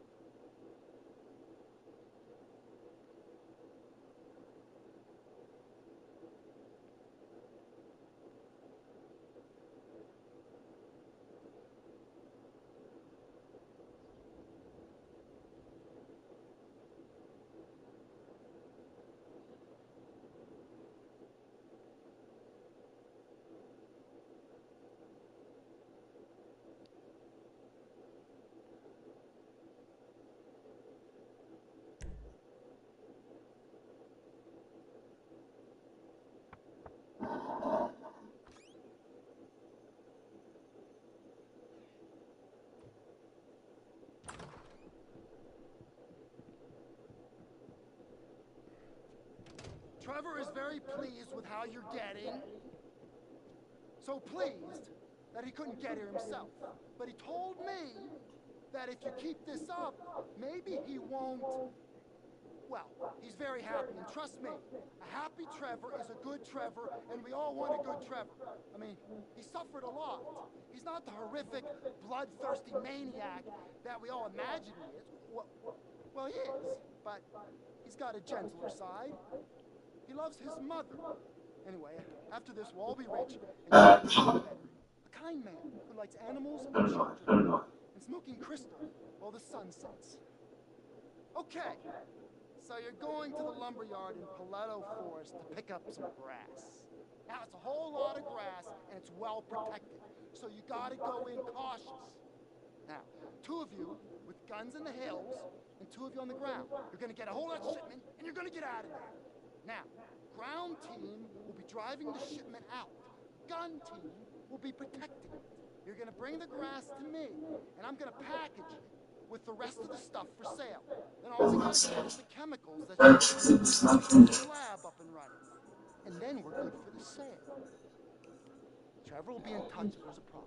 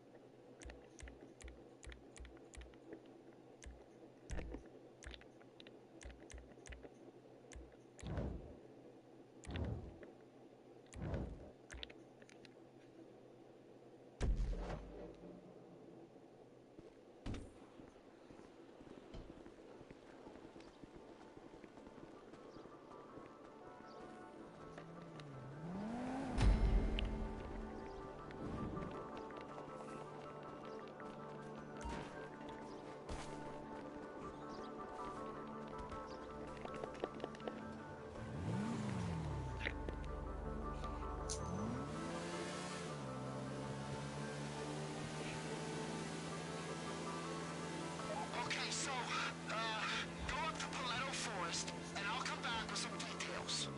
What? You don't have the details now, Ron? How's that make us look? Not very professional, pal. We're trying to raise money for this venture. We don't have much in the way of assets. It's all about the people, Ron. The investor's capital for human capital. And yours ain't worth very much. Thank fuck this Series 8 funding is mostly gonna be stolen.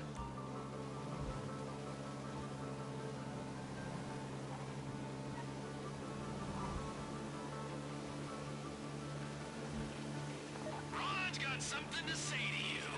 Okay, so this grass you're taking, it belongs to the Ballas from Davis in Los Santos. We're hearing all kinds of rumors about the operation they got out there. It's meant to be serious, you know? And well, Trevor's heard they got this big machine gun mounted on the bed of a pickup truck. He wants you to get it for him. I think you're the experts on that kind of thing, so I'll just leave it with you. Thank you, Ron. Be ready with this stuff from now on, okay? Or there won't be much use for you. You'll have to go down the well like, what's his name? And you'll ruin the water supply for everyone.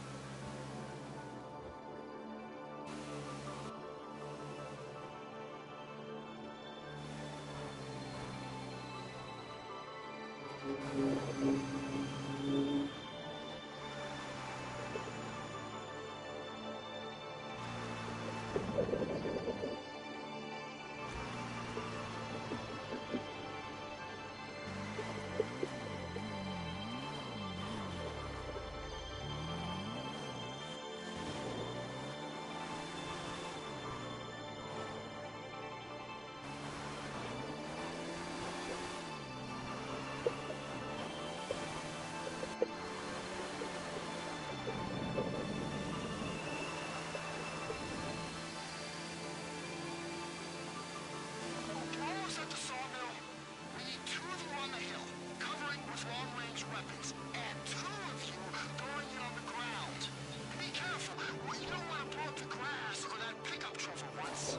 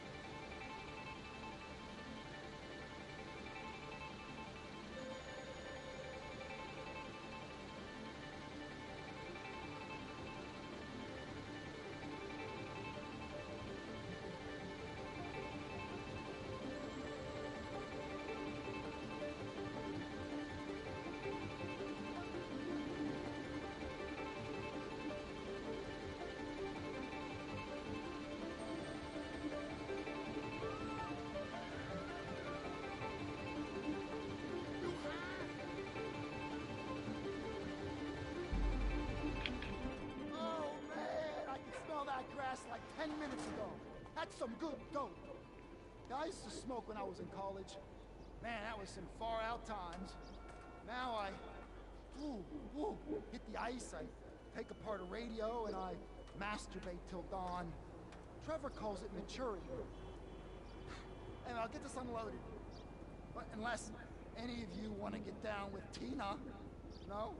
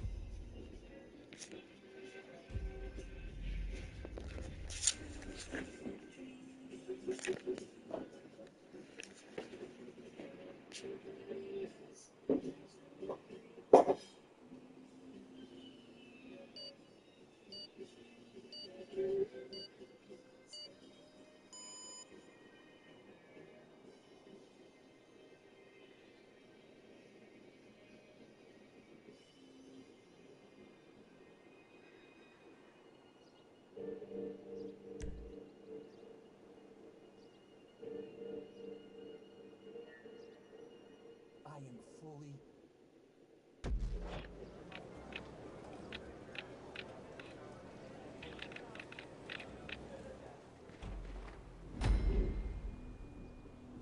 Is that locked up? What's your problem? I'll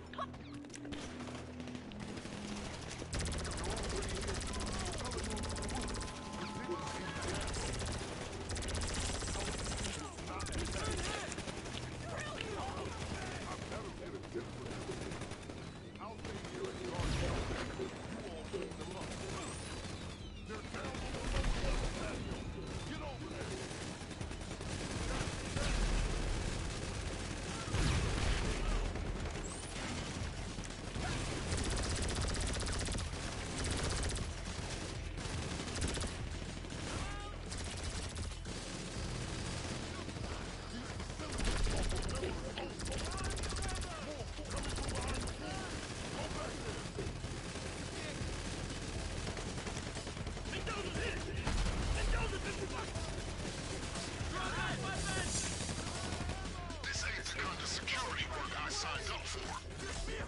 Keep going around. I'm getting word they are setting up on the other side of the roof.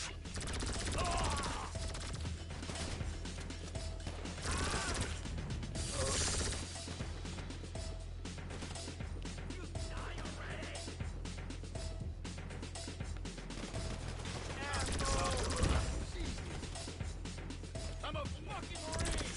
Take cover! I don't know who trained these soldiers, but I wish they had.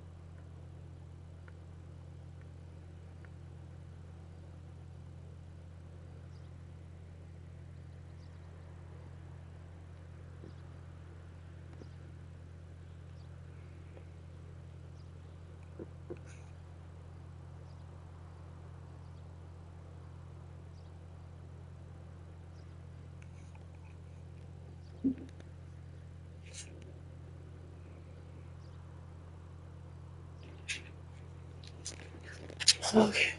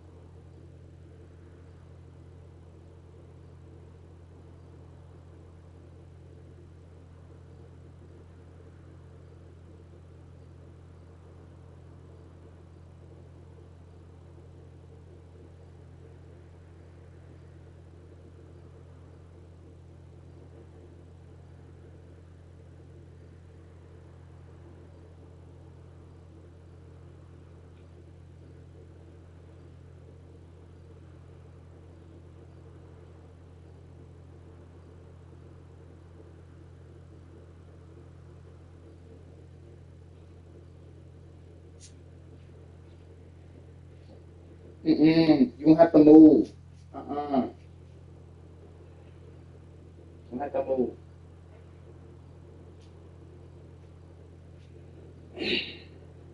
You know better.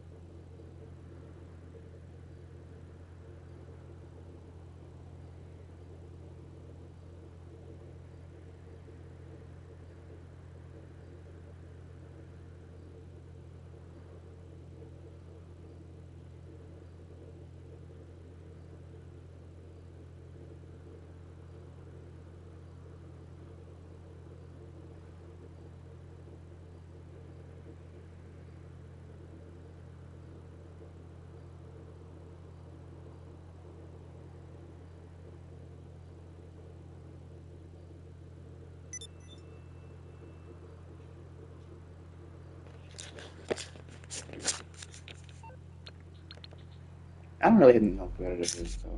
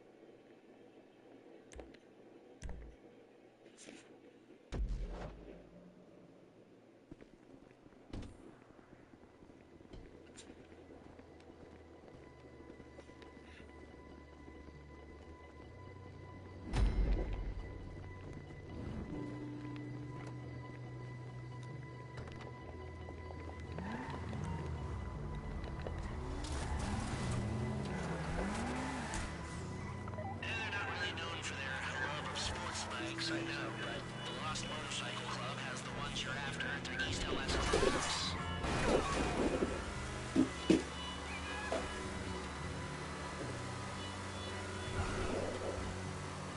Now, you almost there? You're after the sports bikes, not the choppers. The choppers won't be fast enough to get you away from the cops. And if they were, they wouldn't be able to turn a corner. These bikes use a kinetic energy recovery system. They store the energy you use braking to accelerate later on, to burn the cops and save any damage while you're at it. Okay, as always, don't let them know you're breaking in until you want them to know you're breaking in.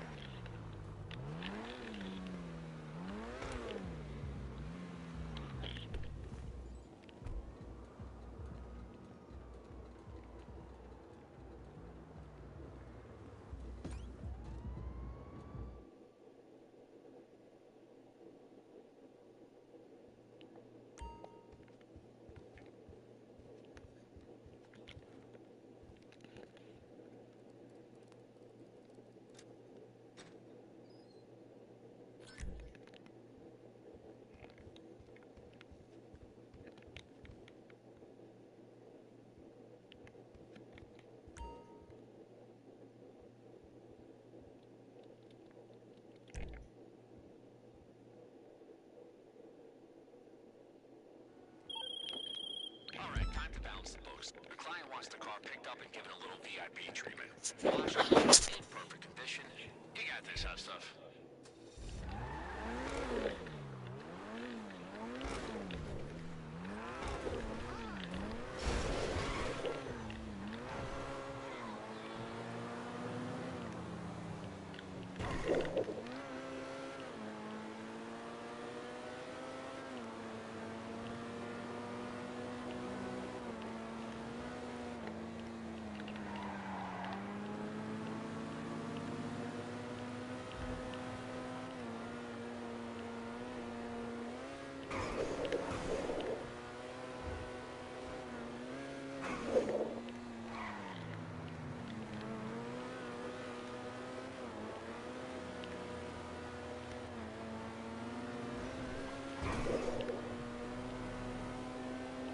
The owner says the car keys are in a lockbox in the property. You just gotta grab them.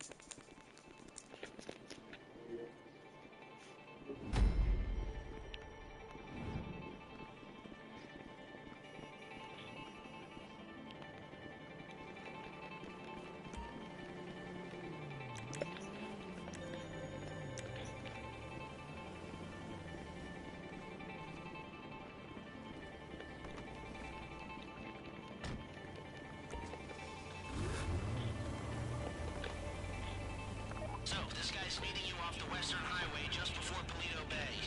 You got any friends who, like, totally overreact when you say something? Well, my friend Avi's kind of like that. A few years ago, I told him there was a warrant out on him, and he goes full hermit, like stealing food from trash cans, talking to the trees, jerking it with squirrels type hermit. I mean, I know. Okay, slight change of plans.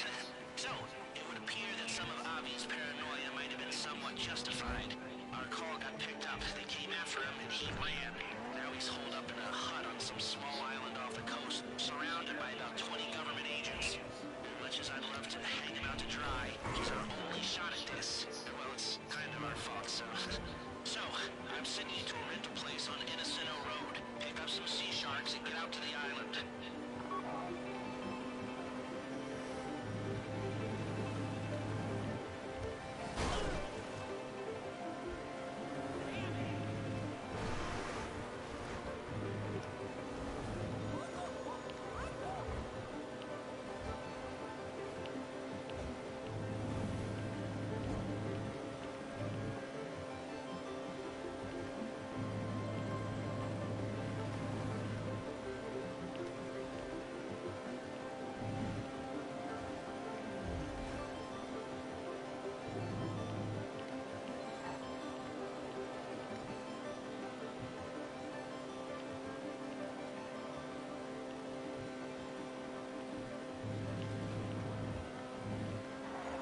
Sea sharks, get to the island.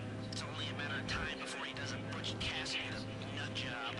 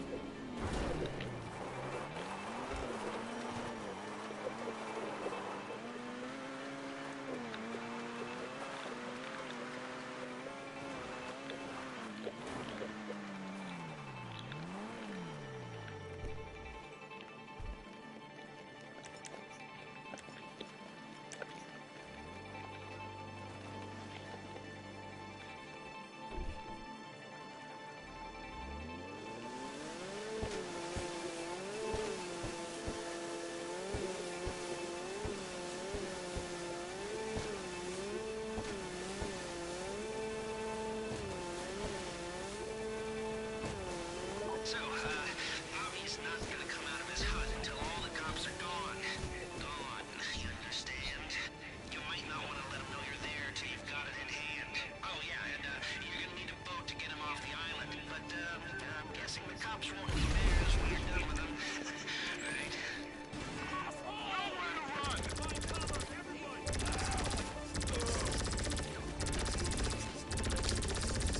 Get out of it!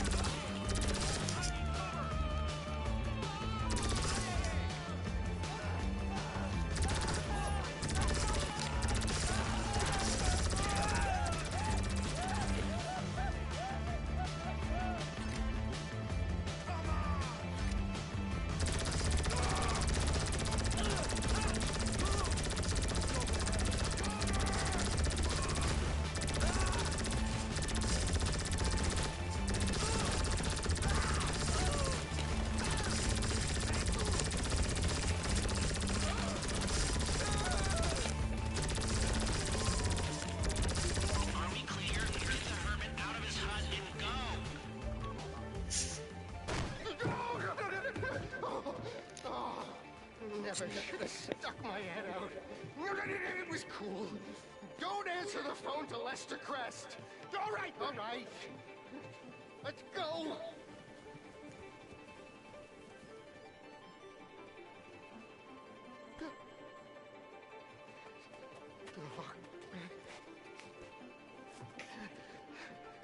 Let's get out of here.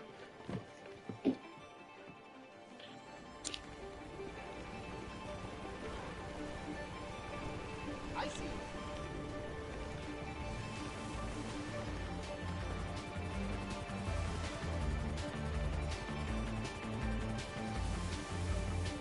Very brave!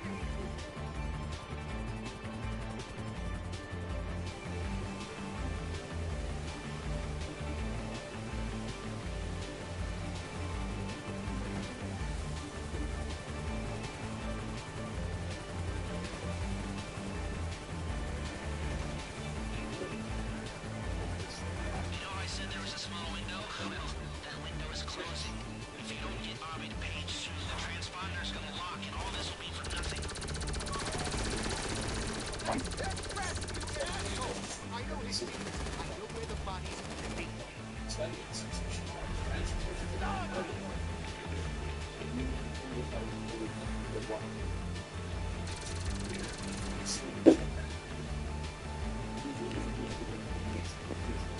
They did.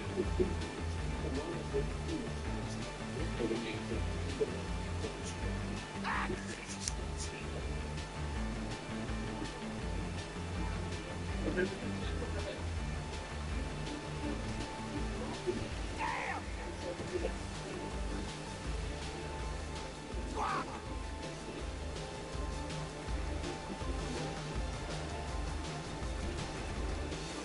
don't like it.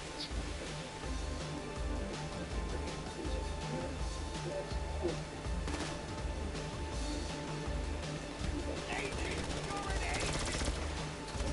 No, no, no. Now they're after you too. They're after all of us. We should go to Vidya. Stay safe. Thank you. Bird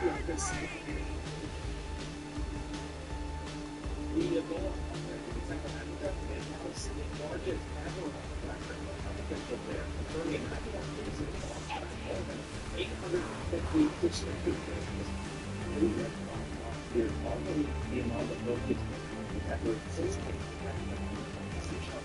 Ew.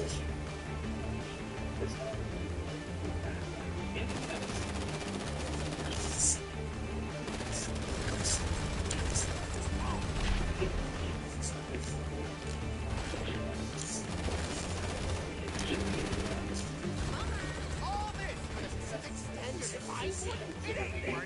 Not even for the Union Depository.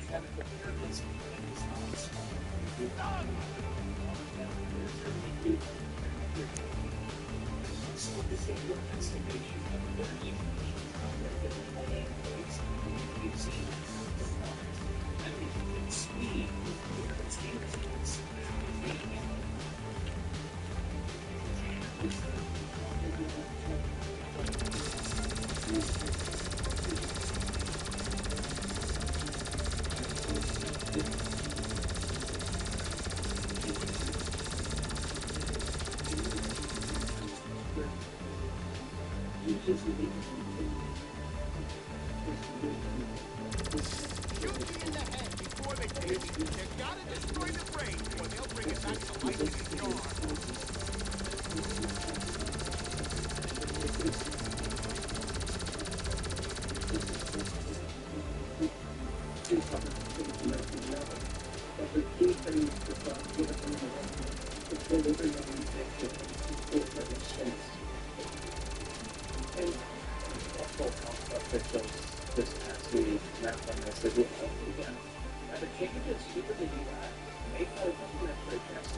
I haven't spent this long in another person's company since that owl died last spring. Man, he cooks good.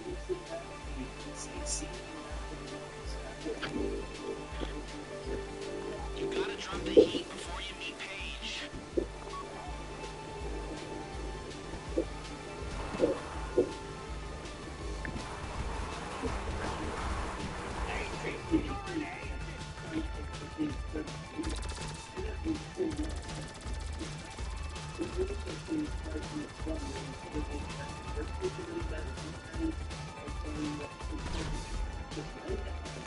I wish you left me alone. I didn't do anything. I was pruning the bush, not exposing myself in it.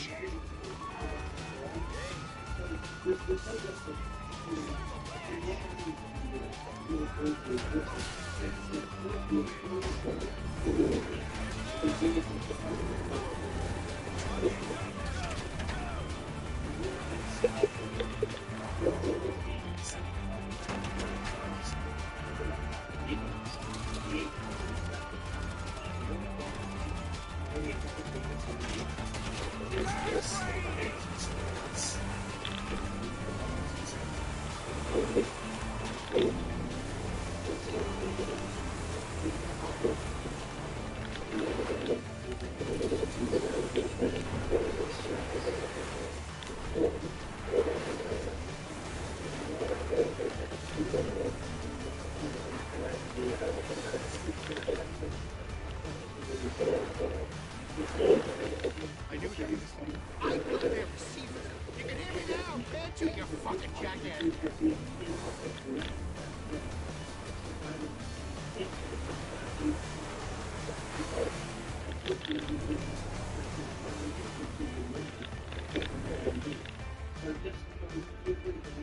I take road juice and trash juice over I-89 control roads any day. I would.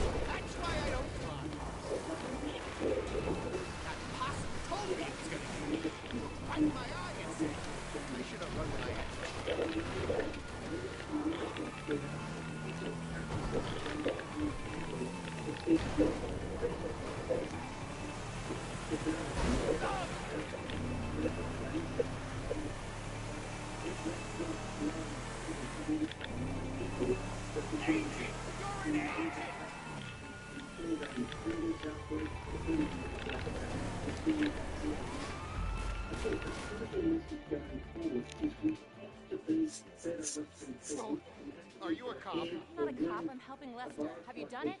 What? Has he done it? Well, I don't have the Pacific Standard Frequency here. I don't have my tools. Ain't that convenient? I've got some tools. Come on. Lester will meet you back at your place. And don't worry, the transponder will be ready for the job. Thank you very much for your expertise, and we're just hoping that this remains a contained virus. Thank you. The family of NASCAR driver Kyle Busch has announced that he died after severe pneumonia and progressed into sepsis. CNN, Cordell. The NASCAR community is just ringing after Kyle Busch's death was announced on Thursday, and now we're learning more details about his final days. In a statement released by his family on Saturday, they said that the cause of death was sepsis. Quote, the medical evaluation provided to the Busch family concluded that severe pneumonia progressed into sepsis, resulting in rapid and overwhelming associated complications, the statement read. It continued, the family asks for continued understanding and privacy during this difficult time. Busch, who was only 41, had asked for a doctor during his race at Watkins Glen, New York 2 weeks ago. And according to a 911 call obtained by CNN, he coming up in London was experiencing shortness of breath while he was working in a racing simulator on Wednesday. Busch had been preparing for this weekend's race in Charlotte with Cover 600, the longest race of the NASCAR season. As the race on Saturday, his team loaded his car with a new number, which is number 8, has been retired. NASCAR says until his 11-year-old son Braxton is old enough to race, one of Busch's teammates will drive the car this weekend instead of the number 33.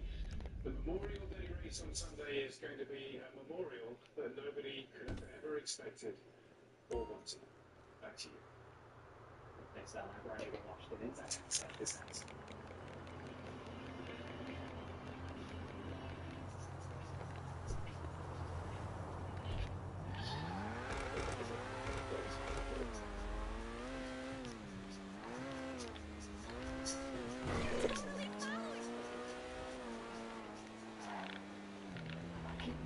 Is kind of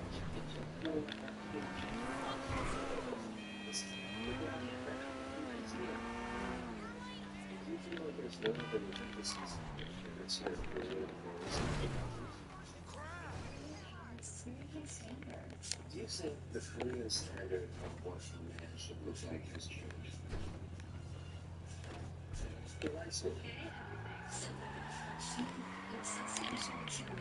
Sundays for dogs. These are all natural, human-grade ingredients. And the air-dried foods preserve nutrients and flavor. See the difference real food makes in your dog's life. Get 30% off your first box today.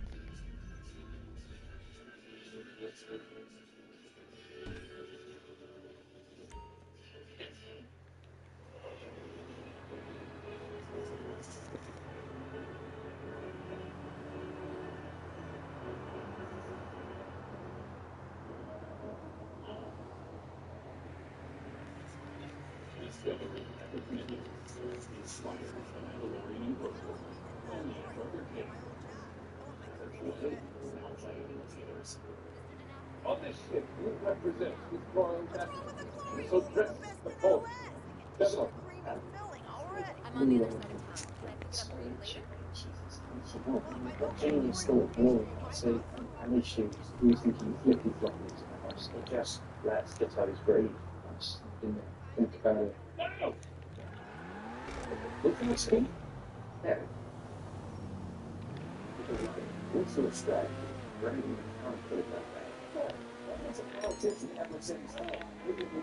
This is where the ship that's going to get the astronauts is actually based. Is this the first cruise missile that was 3D printed? How would you coach against OKC? You never be looking around to every It's fantastic to be here with you. The story is with Alex Michelson. God, stop. I'm Ricardo Lopez in Washington, and this is CNN.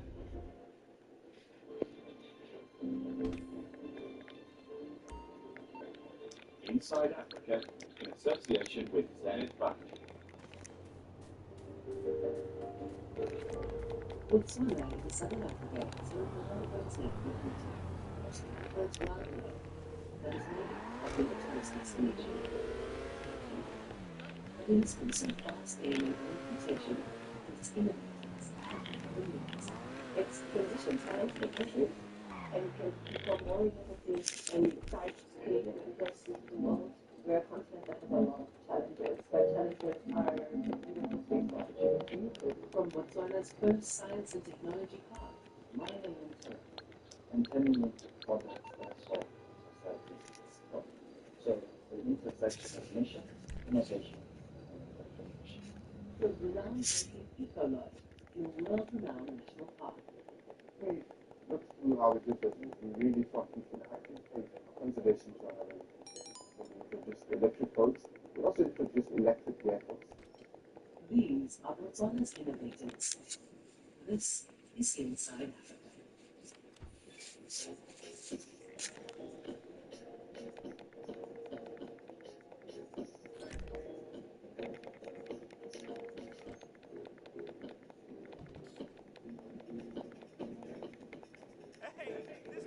This is Gaborone, home to the Botswana Digital and Innovation Hub, conceived as the country's first science and technology park.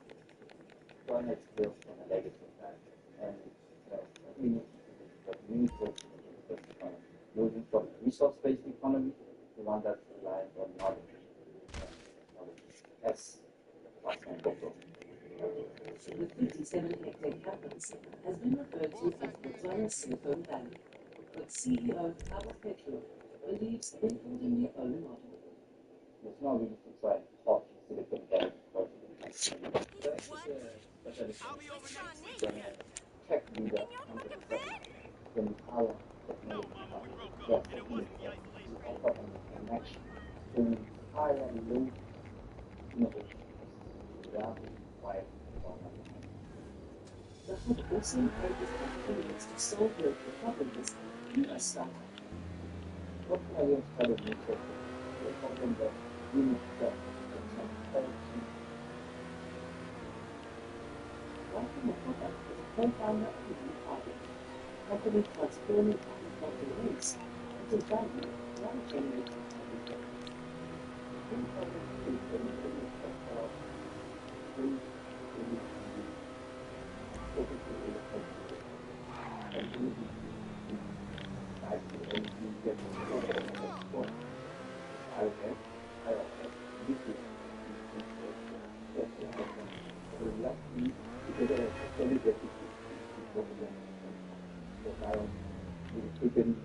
The good product that you can New Carbon has a decade-long history with the Botswana Digital and Innovation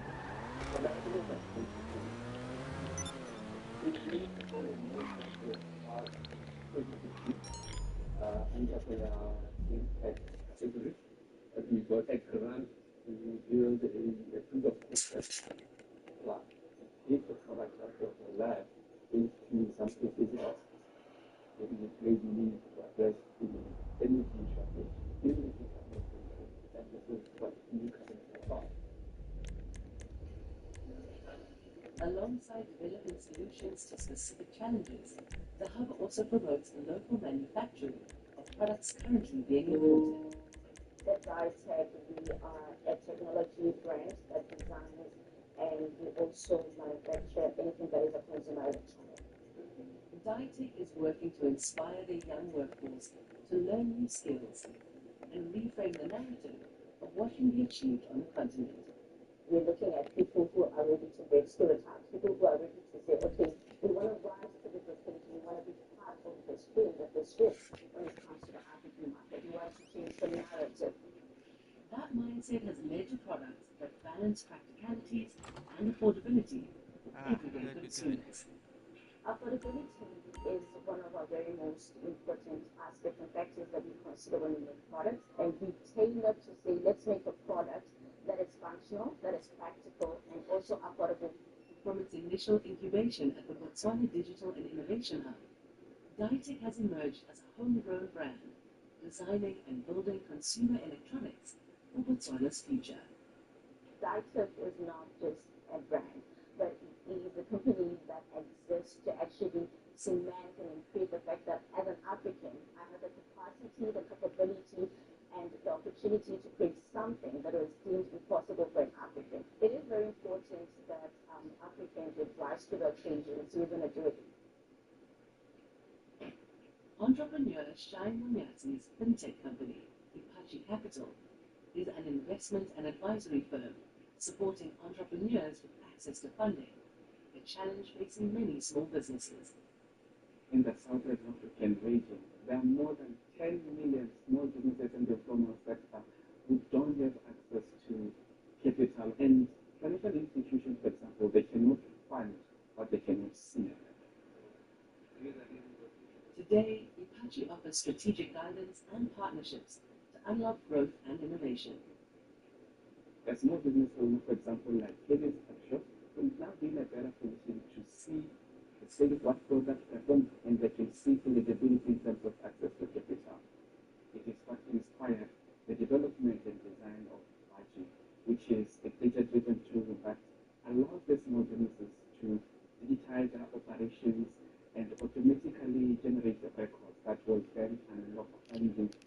Behind his innovations is a personal story of how financial barriers negatively affect small businesses every day.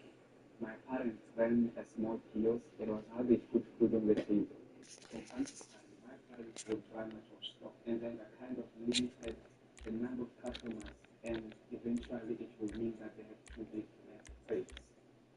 Now, with the help of the Innovation Hub, Ipachi's digital tools are bridging that gap. Small businesses can track performance, make smarter decisions, and unlock capital. It allows you to make data-driven decisions. For example, you can see what moves, when does it move, what doesn't move. The first thing that we see is growth in terms of revenue. Now these businesses have an opportunity to access the capital they need to increase their stock, for example. The Botswana Digital and Innovation Hub is transforming ideas into opportunities and building a future-proof economy through a thriving innovation ecosystem. So our hope is to cultivate and develop the necessary growth engines to develop the digital economy. As a digital economy hub, we lay a foundation to be able to diversify the nation.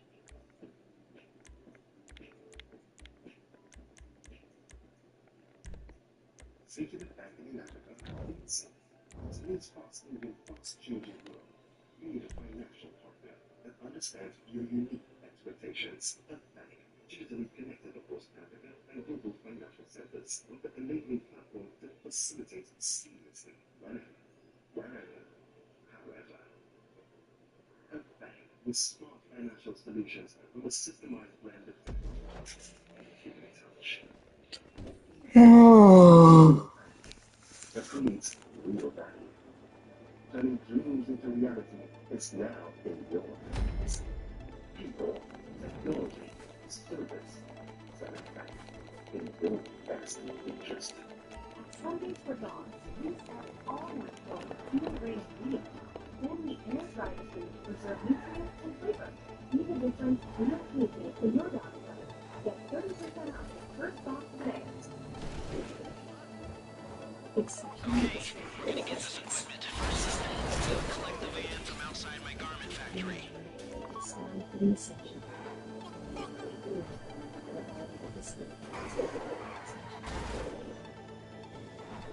you've got the van, I'll come back to you with details on what to do next. You see, I've split a larger task into a series of smaller, easily achievable goals.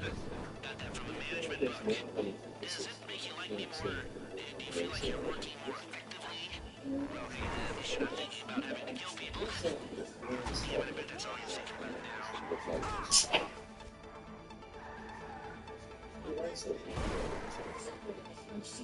In association with Timber. 讲解，讲解，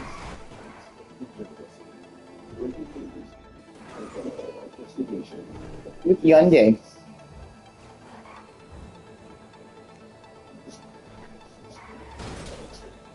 讲解，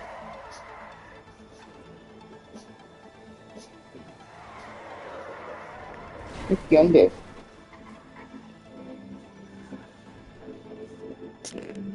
讲解。 The sun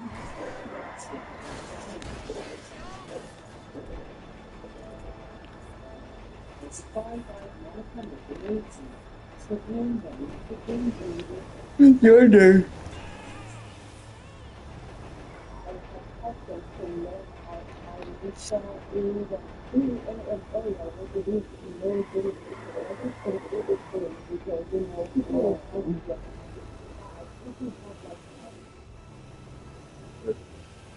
Wanting to know the words, like wanting to know the words of rappers.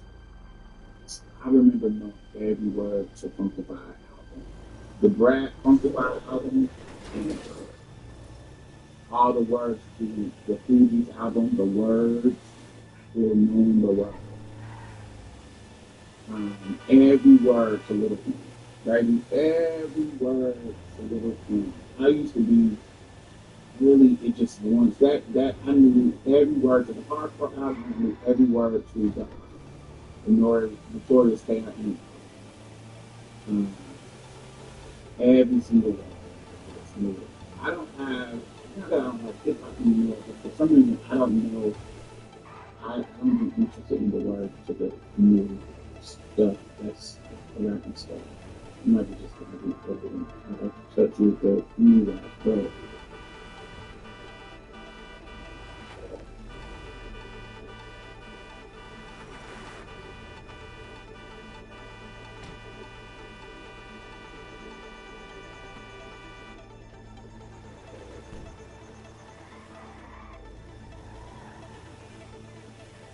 You got the burrito?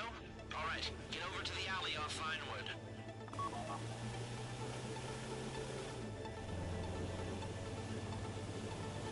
Now we've got the same remote server set up in the back of this van, the white one, as the other heist crew has in the back of their van, the black one. And all that's missing from ours is their magic box. So you're gonna drive into the alleyway and swap their box into our van. Then the decoys will get into the black van, which is now empty, and drive off, making any heist crew that shows up think they've been robbed. The driver lets this heist crew chase the black van, waits until it's clear, and brings the equipment in our white van to Paige. That complicated enough for you? Good.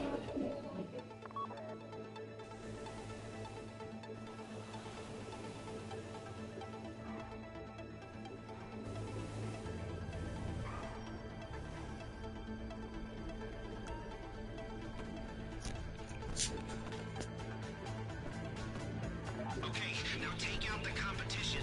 The crew in the alley's gotta go before you swap across the equipment. You can't know which van the box is in.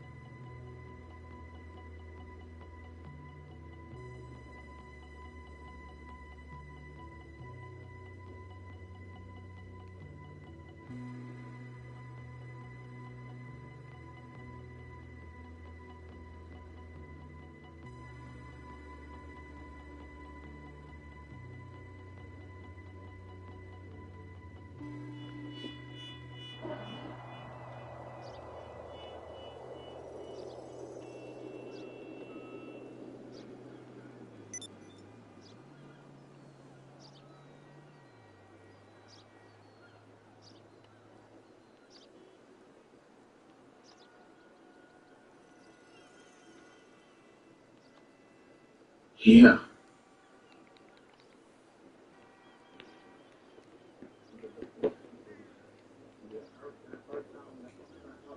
Every song, every word, and her and Lil Kim were my favorite when it comes to Ain't seen you down at the gym for a while. hip hop at that time, and it might have been her favorite. I just, they gave me what I needed. Kim was hyper thin and Brett was small, but she was out there 2 years in my back. So they both gave me what I needed. Person and stuff. Now, girls was good.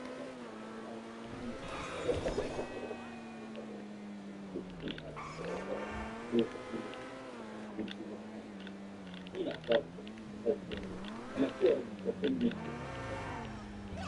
but the ones who are really big rap faces, Missy, of course, Missy came a little bit later though. I was fucking with Missy because she was connected to Aaliyah and her songs were sticking and she was big. Like all her videos were always big. Or made a reference to some shit that I fucked with. Like when she did the Fucking Pretty Dead Women and I wasn't a fan.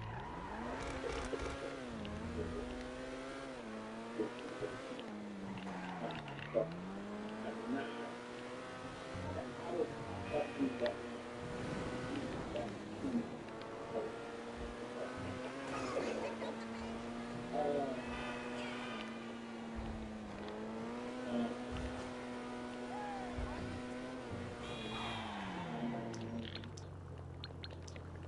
Music doing that negative stuff in it. I can see the video all the time. That was fucking good. Because I was the video game another thing. The art doing reference to Megan Thee Stallion.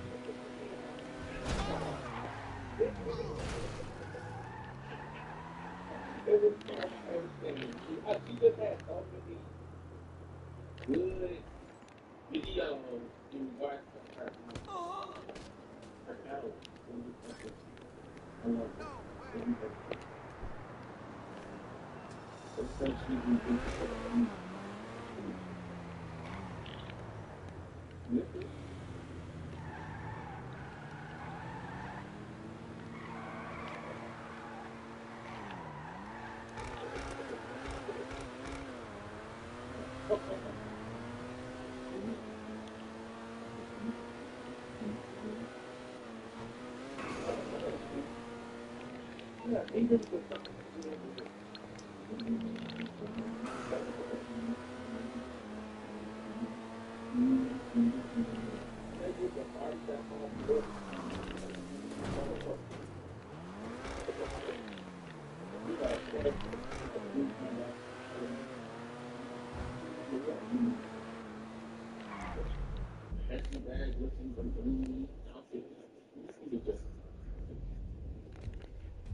that's also Doja Cat. I feel like Doja Cat is the younger generation of rap rappers to me. Because her videos creative.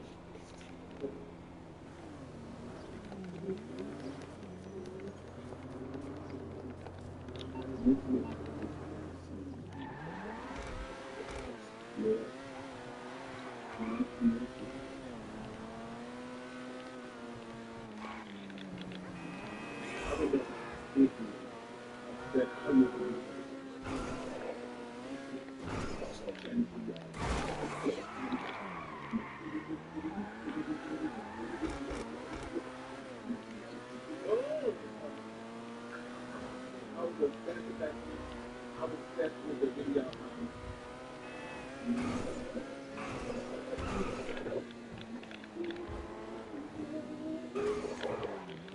When she was hopping and yesterday on Elephant and she had that ring from her nose to her ear. She was doing the fucking little Asian dances over here. Um, and she had so much range. Even the song when she was getting Hey,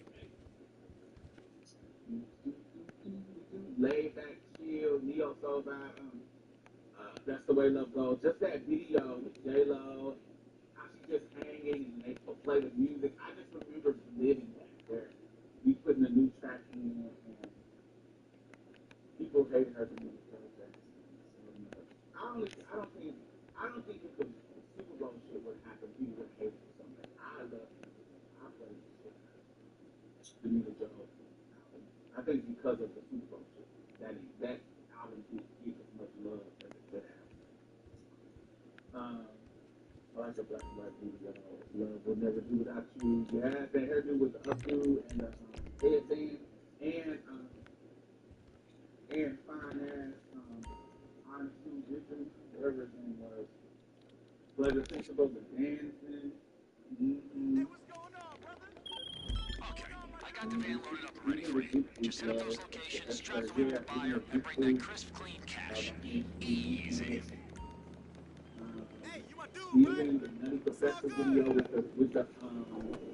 the stage rocking back and forth and her anytime, even again, one of my favorite vocal performances in still 13 years. That's why I usually like I don't think that I forget things that his voice too much stuff. Because first of all, I think Janet makes the best performance with all her techniques. But I also think her music is way too not easy enough to be enough. I think again, music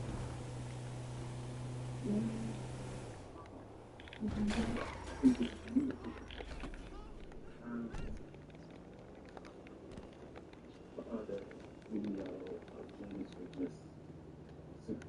Janet and Busta Rhymes, I think that's one of the best videos ever. She has the cock rings and shit all over her body and she's rubbing them. That is one of the most extremely videos.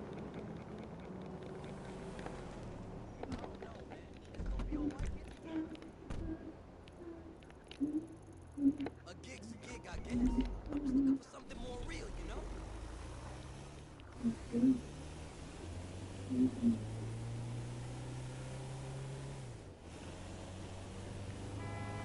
Is this funny come around? That's how love is. Women have to see me with love. But then also when I was in love with using nature video with Tennessee.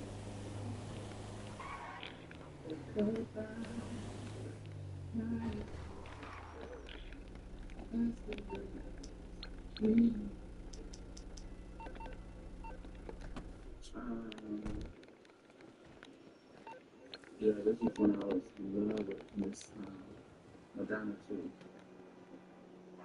90s was there. I love Madonna.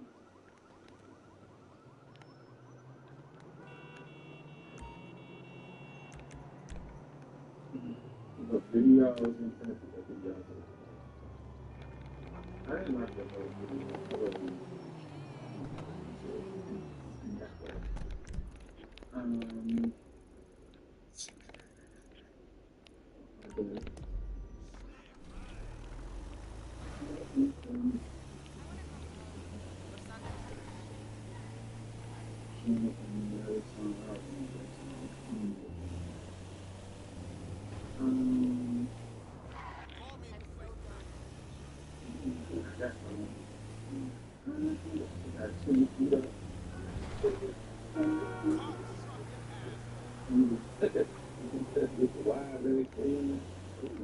And that red hair, the girl getting her red hair, curly red hair. Ooh.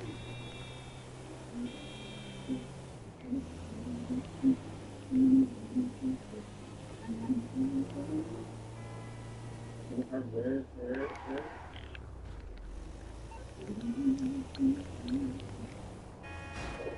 They had she had the flowing shirt. Hey, buddy!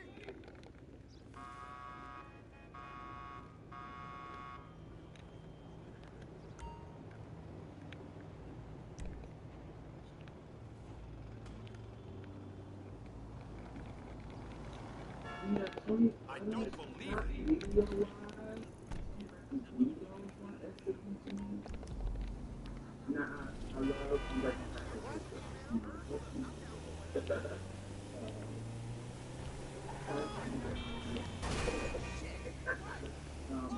And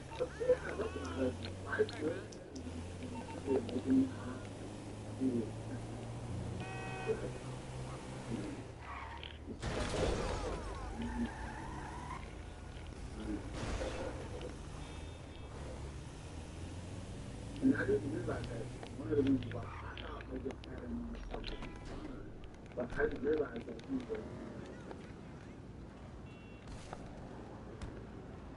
produced that. But not, it wasn't just that he was fine. He wasn't one more something. Yeah. And I love when they do high. Oh, you were going the other way. They were single and it was right in the middle of the single. So, it's in there. She was doing her study music, really single place in the practice.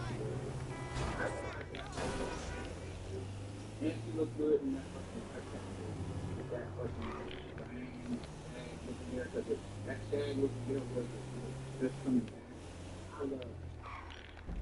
I also love previously the romanticism of previously. That was good.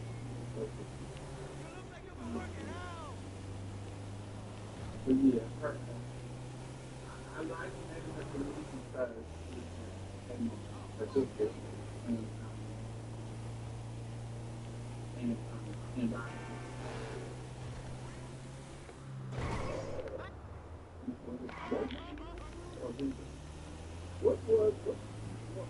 What's wrong with running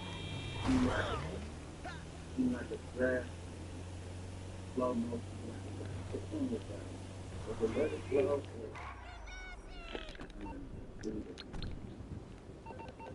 yeah, that's what is she? I don't remember what let it flow was. Was let it flow blue? Was it like a blue? I don't know what let it flow was.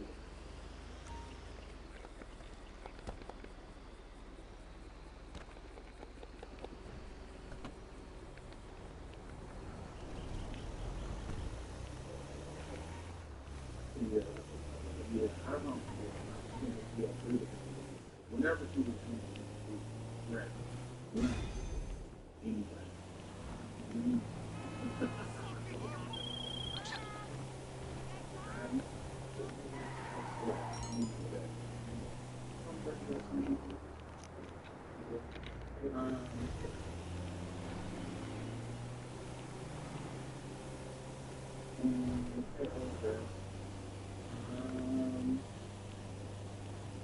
Yeah, I had to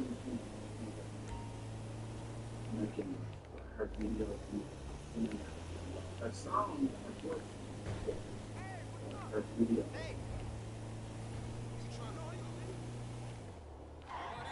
The video was more than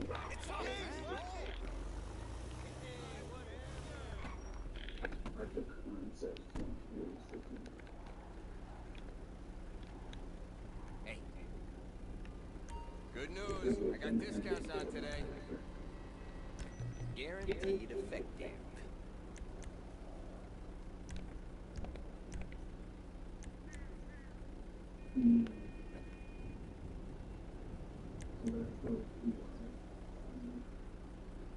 Rate of fire? Can't beat it.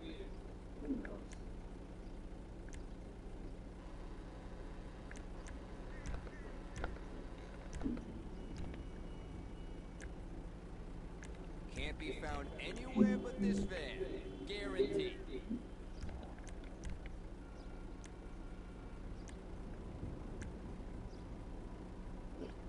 Jim Michael always had the moment of Thank you. I should probably get out of here soon, too. You didn't see. Little Kim,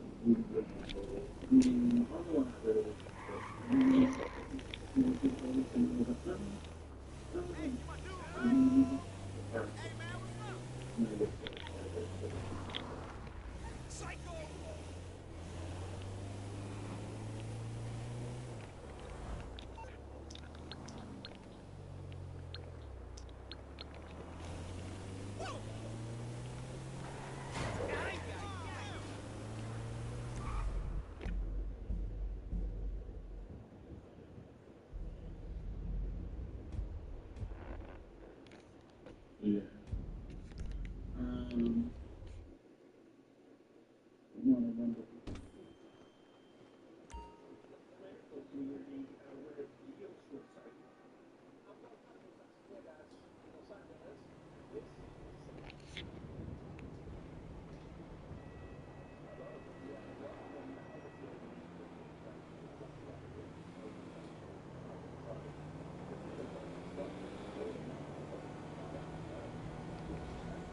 It wasn't that fast. President Trump says that deal with Iran has been largely negotiated. To ask an expert what that even means, and authorities are preparing to place tabs for an explosive situation as they try desperately to pull a nuclear.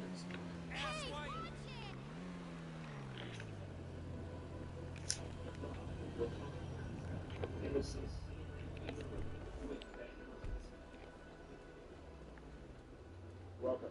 Authorities in Washington, D.C. are investigating after Secret Service officers shot and killed a man near the White House just a few hours ago. The agency says the man approached a checkpoint and opened fire on them. ABC News correspondent Selena Wang was filming a social media video which heard only the gunshots.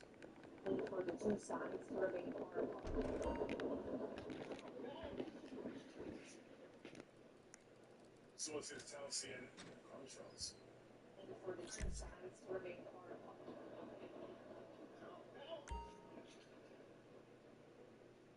Sources tell CNN the deceased suspect is 21-year-old Nasir Best. Court records indicate he had previous encounters with the Secret Service as well as mental health concerns. In a social media post earlier on Sunday, President Donald Trump thanked law enforcement for their prompt response. CNN's Julia Benbrook was there when the shots rang out and filed this report for us. Yeah, scary evening here covering the White House Saturday. Members of the White House press corps, we heard what appeared to be gunshots, dozens of gunshots it sounded like, and were rushed into the White House briefing room. That's where we were on lockdown for roughly 40 minutes. Now, as Secret Service called on everyone to get inside, to get safe, we have some of those moments at the end who were captured by photojournalist Joe Wagner as he went to safety as well.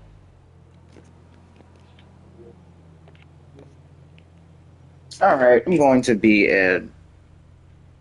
Y'all have a great night. I'll see y'all later.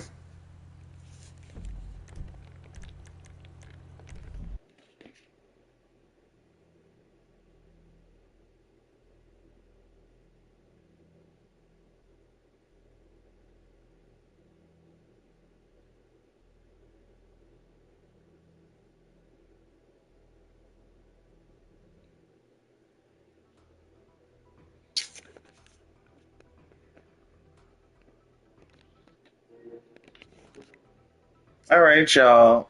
Make sure to brush y'all teeth before you go to bed. Oh, it is Sunday. Have a good Sunday fun day. Whatever y'all plan on doing. Have fun. Be safe.